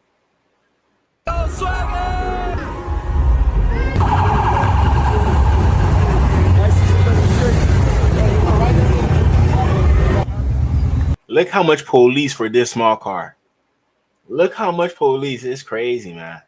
It's crazy. He probably ain't see what happened to Tyreek on week 1. He probably ain't see. That boy got a mini Cybertruck.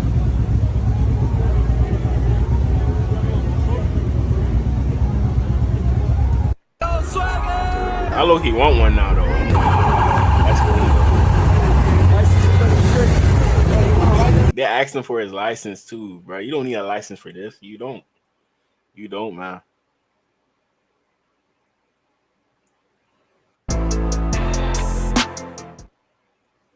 Here's power rankings. Which y'all, hold on.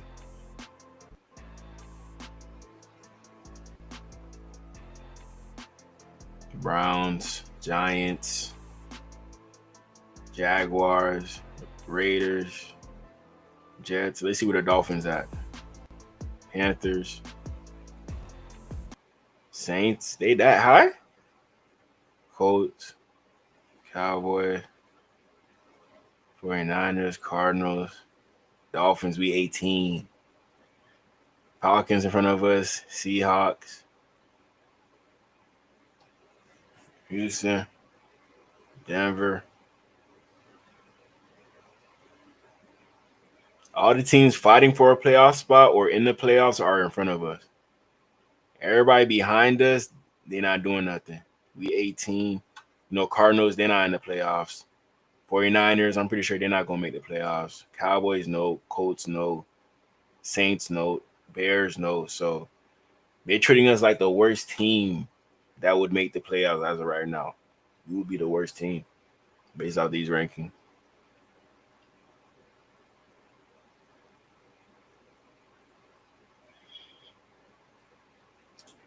I don't know if the Bengals make it either. I'm not too sure about that. Buccaneers 11, Pittsburgh 10, Chargers 9, Commanders 8, Packers 7, Ravens 6, Eagles 5, Vikings 4, Detroit Lions 3, Buffalo Bills 2, Chiefs 1. Yeah, it's kind of harder this year to dictate who's going to be that number 1 team. Kind of hard, but. Right here, we got that running back I was telling y'all about from Arizona State. Look at the stats he put up the other day against Texas. 142 yards rushing, 100 yards receiving, 42 passing yards, 2 rushing touchdowns, 1 passing touchdown. He do everything out there. He do everything, man. So let's listen to Scatterboo. Scatterboo. So just 5 quick questions for you. What's the strangest way you've heard your name pronounced? The strangest name, Scatterbro's got to be the number 1. Like, Scatterbro. I got one the other day. It's like, are you Scatterbro? Like, there's no R in there. Okay, if you weren't playing football, what other sport would you be interested in playing? Baseball. That's a no-brainer. How many toddlers do you think you could run over or take? Shoot, it makes sense. Look, he a running back, but they let him throw the ball, 42 passing yards and a passing touchdown. So that show you he an athlete, man. Fight. There's a couple hundred for sure. What's the favorite stadium that you've played in and one that you dream of playing in? Favorite stadium is Mountain America Stadium, 100%. And then what I dream of playing in, and I want to play in Kansas City at one point in my life. Wow. It's a pretty cool stadium. And then final question, what is your dog's name? My dog's name is Easy. He is safe and he loves his home. Oh, wow. He probably thought she was going to take him. That's what he thought, man. But him on the Chiefs, that would be nasty. I'm not even gonna lie, that would be nasty. Him on the Chiefs. I'll be scared of the Chiefs at that point. Breakfast will have. Right here, you have the rookie Joe Alt for the Chargers. He's gonna talk about what a normal NFL player would eat throughout the whole day, like him. Joe, what do you eat in a day starting from breakfast? Breakfast will have like usually a burrito with some eggs, sausage, some fruit, vegetables, spinach. And then I'll go for a waffle, the nat, then I'll hydrate. Then maybe like a big fan of the baked Lay's barbecue chips. It's all regular probably in the morning. Then a little walk through, I'll have whatever's for lunch, usually some sort of either salmon or steak, white rice, and a broccoli or cauliflower. Practice, lift, protein shake. Then come back upstairs, eat again. That's usually like my chicken, probably like a potato, my carbs or veggies. Then we'll have our last meetings. I'll leave maybe a second protein shake if I've worked hard that day, and then I'll go home. And that's when I spoil myself. It's usually like what looks good tonight on the apps, and then I'll like get that delivered, and that's about my day. Yeah. Nice. Hey man, them boys eat good. Them boys eat good as NFL players, most definitely, man. Most definitely. Right here, we have Zach Taylor calling plays for Joe Burrow. We're going to listen in on this, and we're going to try to remember everything. When the next time we play the Bengals, we know what's up. Joe Burrow is dialed in. Every play seemingly at his beck and call. Triz left tight, 2-jet Packer, F bolt, X swirl. Triz left tight. Triz left tight, 2-jet Packer. 2-jet Packer, F bolt, X swirl. On one, ready? Dixie right clamp, Dixie Texas right trace. clamp, Y2-jet, Texas trace. So random. X topper, Dixie right China, clamp, Texas Z trace. whirl, Y2-jet, alert, X red zone topper, top China, out. Z On whirl. one, ready? Dixie left tab. Dixie left X tab, fly, X 2-jet chip, fly, X short 2-jet Costco, chip, X short race. Costco race on the turbo. Number 18, he confused. Look how he's standing. He confused. He don't know what's going on. What play call? There's always that one player in the huddle that don't know what's going on. He don't know what the play is. Somebody got to tell him everything. Always that one player. X short Costco race on the turbo. You want to stay over there? On the turbo, ready? Even Jamar Chase ain't know.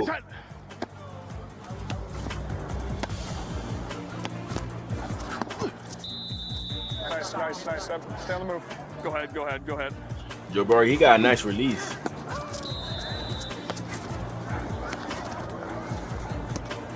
Real nice release. Good catch. That's a tough look right there.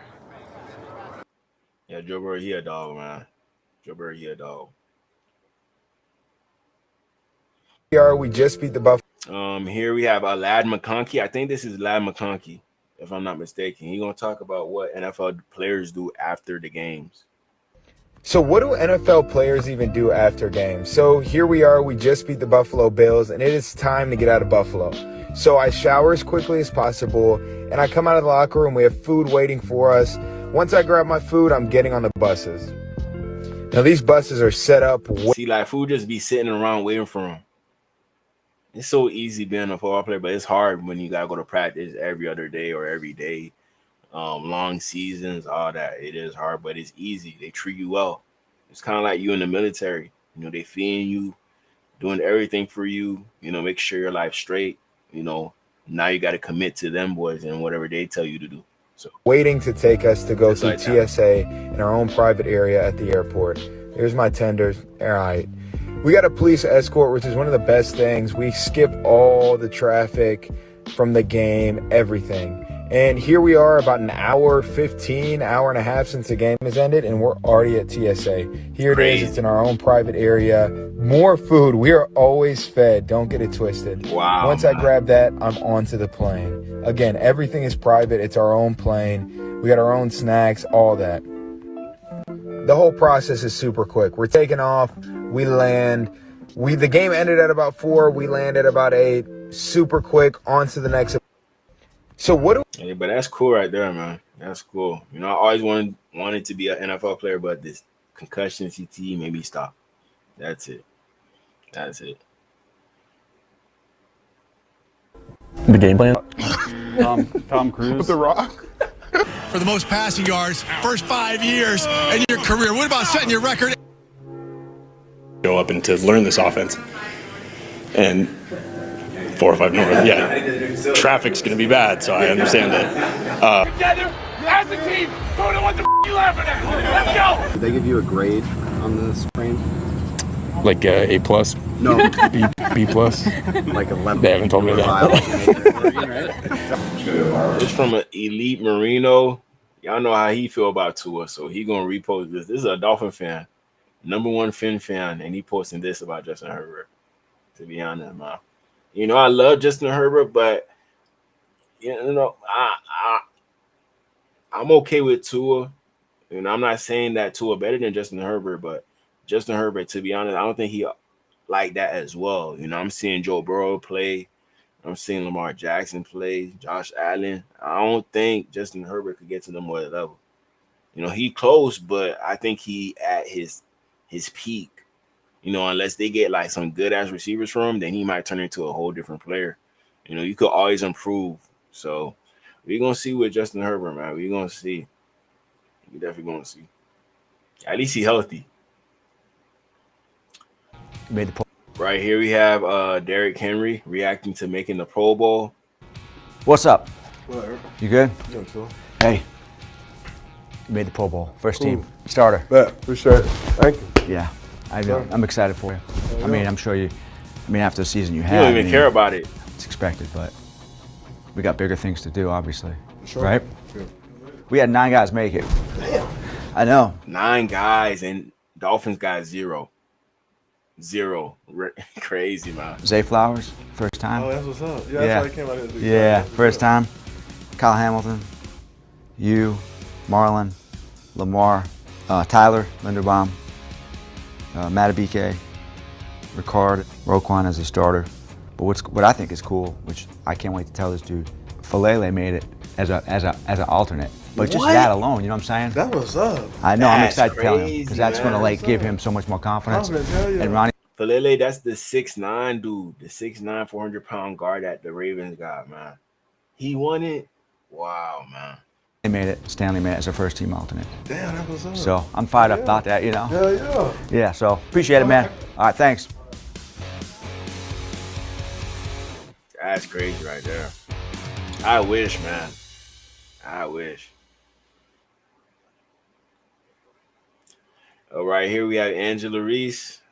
You know, I don't really like talking about this stuff on my page, but there's been some stuff going on in regards to what she wore for New Year's. You know, to be honest, it's not none of our business, but we're making it our business. You know, y'all made her deactivate her Instagram because of this. Y'all made her do this. Like, you know, like social media is not that serious. Let her do her. If she want to do what she do on the side of basketball, let her do what she want to do. You know, at least she's a good basketball player as a female. You know, very attractive, so on and so forth. I can't even lie. But at the same time, you know, when you expose yourself like this, you're opening up a trap for everybody to come in. You know, they're going to think it's easy access since you're doing this now. You know, you're up for grabs. And then, boom, that's when people try. Then you're going to give in. And then, boom, you're with this person, that person, so on and so forth. And then everybody know about you. Everybody know about you. You know, at first she wasn't doing this, but now she knows she going to get clout. Now she knows she going to get clout. But look, she deleted her Instagram. She couldn't handle the heat. Everything that everybody been saying about this, she couldn't handle it.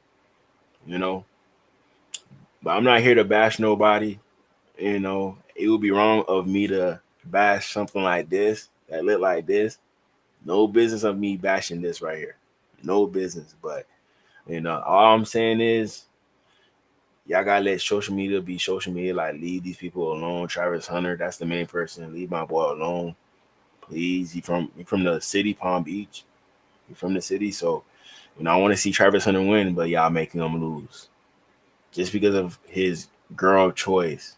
You know, so hopefully they fix it out. But hey, those old videos I seen, I don't know, that got me scratching my head. But you know, we're gonna let Travis Hunter do what he do. We're gonna let that happen.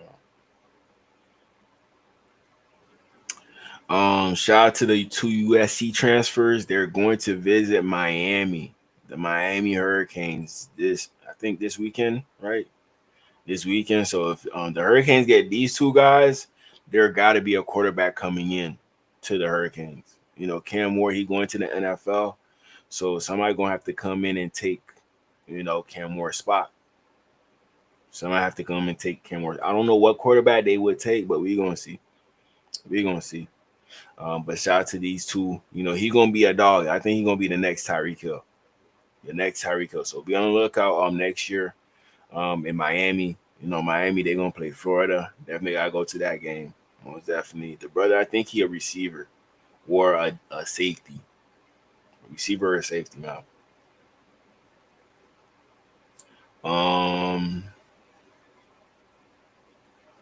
Let me see. I think this is the Pro Bowl list, but yeah, I can't see that. I'm gonna skip over it. Y'all know no Dolphins made it. We know that for a fact. How good this car is. She gonna talk about her Tesla. Hey guys, I just posted a video about how much. Oh my god, I can't even speak. Oh my god, I can't even swallow it anyway. I just posted a video about how good this car is. I love the Tesla. Fuck the Tesla. Oh wow. I miss my Camry. I don't even have anywhere to put my freaking phone at in this car. That's why you crying? Come on, man. Come on. This car sucks. If you went on TikTok talking about, oh my god, I love my Tesla, it's the best car ever, you're a liar.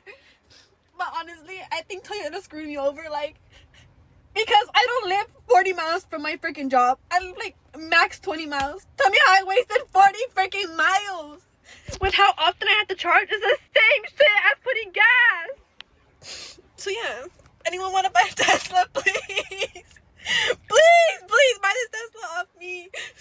Literally, I hate this car. Who convinced me that a Tesla was better than a freaking Camry? Ooh, because you're wrong. This car sucks. It sucks. It honestly, I was trying to gaslight myself and make myself feel like this is the best car ever just because I really wanted it.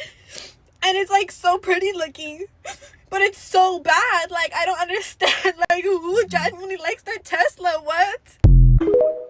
That's why as a woman you gotta pick a guy because of his character, not because of how he look like. The type of person he is. She probably seen the car. She didn't worry about all the stuff that you gotta do to maintain that Tesla. Now she don't want the car no more. Because now she see all that. So yeah, man. I don't know, man. Seeing that, I've been seeing the Cybertruck explode. Her talking about this. I'm iffy in regards to Tesla and the Cybertruck. I'm iffy now. Yeah, we already watched this.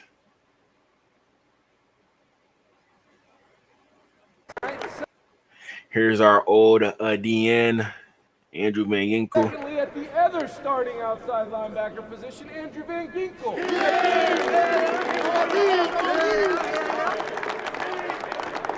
And I know this one means. Secondly, at the other starting outside linebacker.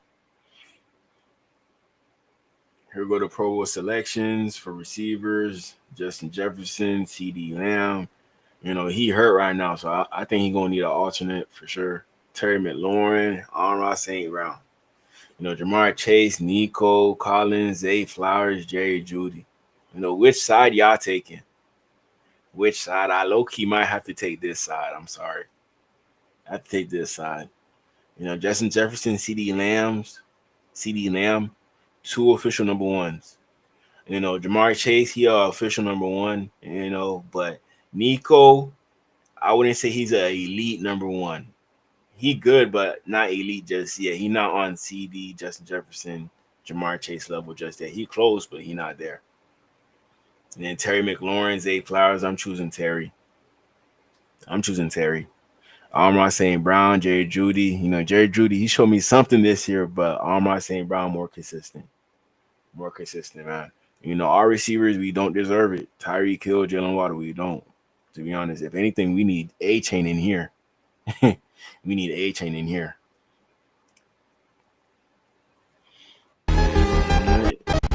It's like a Hennessy case.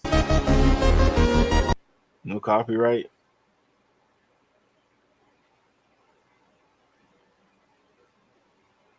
He got his own key to open the case. That's crazy.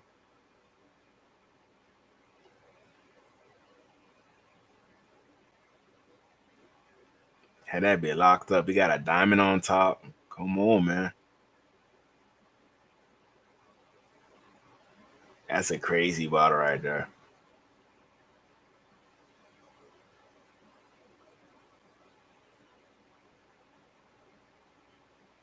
Crazy, crazy bottle. All right.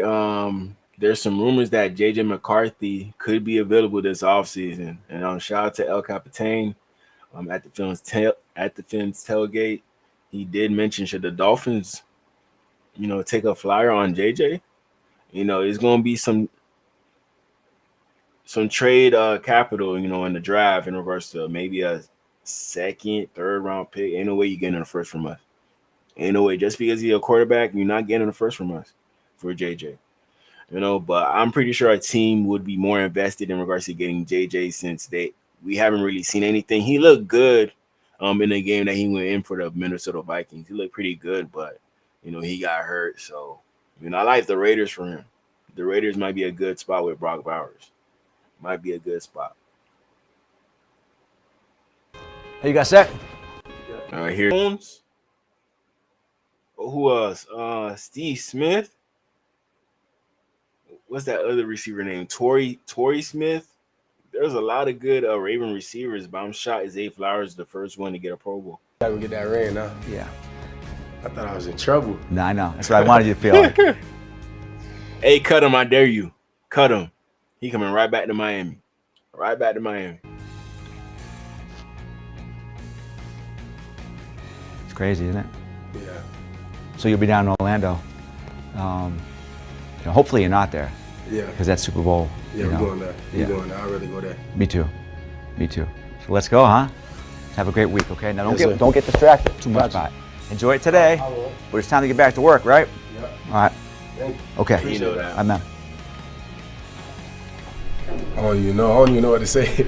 I can't even cry. Like, that's crazy though. It's something I dreamed of since a kid, and always participate in something like that. And everybody have dreams of doing it. It's crazy when it really hit. Got the Pro Bowl. That's it right there, man. The Ravens, one thing I like about that team, they treat the South Florida players good. They do. They really do. Chris Greer has been the Dolphins general manager since 2016. Here is his resume. 0 playoff wins, 0 Pro Bowl players this season, traded away Jamar Chase, Larry Tunsil, Minkah Fitzpatrick, likely to miss the playoffs this season, gave $50 mil contract to quarterback who was always injured. Is he blackmailing Stephen Ross? Man, I don't know, man. With Chris Greer, we're going to see what happens. I'm cool off of everybody right now until we fire somebody. It's going to make sense either way. Whoever they fire is going to make sense. I wouldn't complain with anything. I wouldn't. Yeah, we already spoke about ABG and him leaving. Definitely already spoke about that. And we did speak about this. Pro Bowl rosters have been officially announced, and the Miami Dolphins did not have a single player that was voted to the Pro Bowl. Sad, man. Sad. But I went through all the content that I have for y'all today. I'm gonna be back tomorrow with some more videos, anything with the Dolphins, and then we're gonna just freestyle at the end. That's how these live streams gonna go. But yeah, man, I appreciate y'all. Love y'all. Please leave a like, comment, subscribe. Help me get to that 10K. We got way more videos coming. I promise y'all, way more videos. We're gonna be lit on this channel. We're gonna be lit. It's not just gonna be live stream. I might bring on some guests, and I might post some of my personal stuff, like working out, the stuff I like to do outside of talking about the Dolphins and just reacting to stuff. I got way more, way more, man. But I appreciate y'all. Love y'all. I'm showing y'all the link right now. Just scan the QR code, take you straight to the website. You see, I'm wearing one of the shirts right now. Property of Dolphin Gang Entertainment. On the screen right here, we have the Miami Dolphins one. You know, we got Golden State Warriors. We got the Ravens. We got the tank top, the basketball tank top for the Miami Dolphins. So we got everything you need. Everything you need, man. But yeah, man, I appreciate y'all. Love y'all. DGE Dolphin Gang Entertainment. It's your boy DG.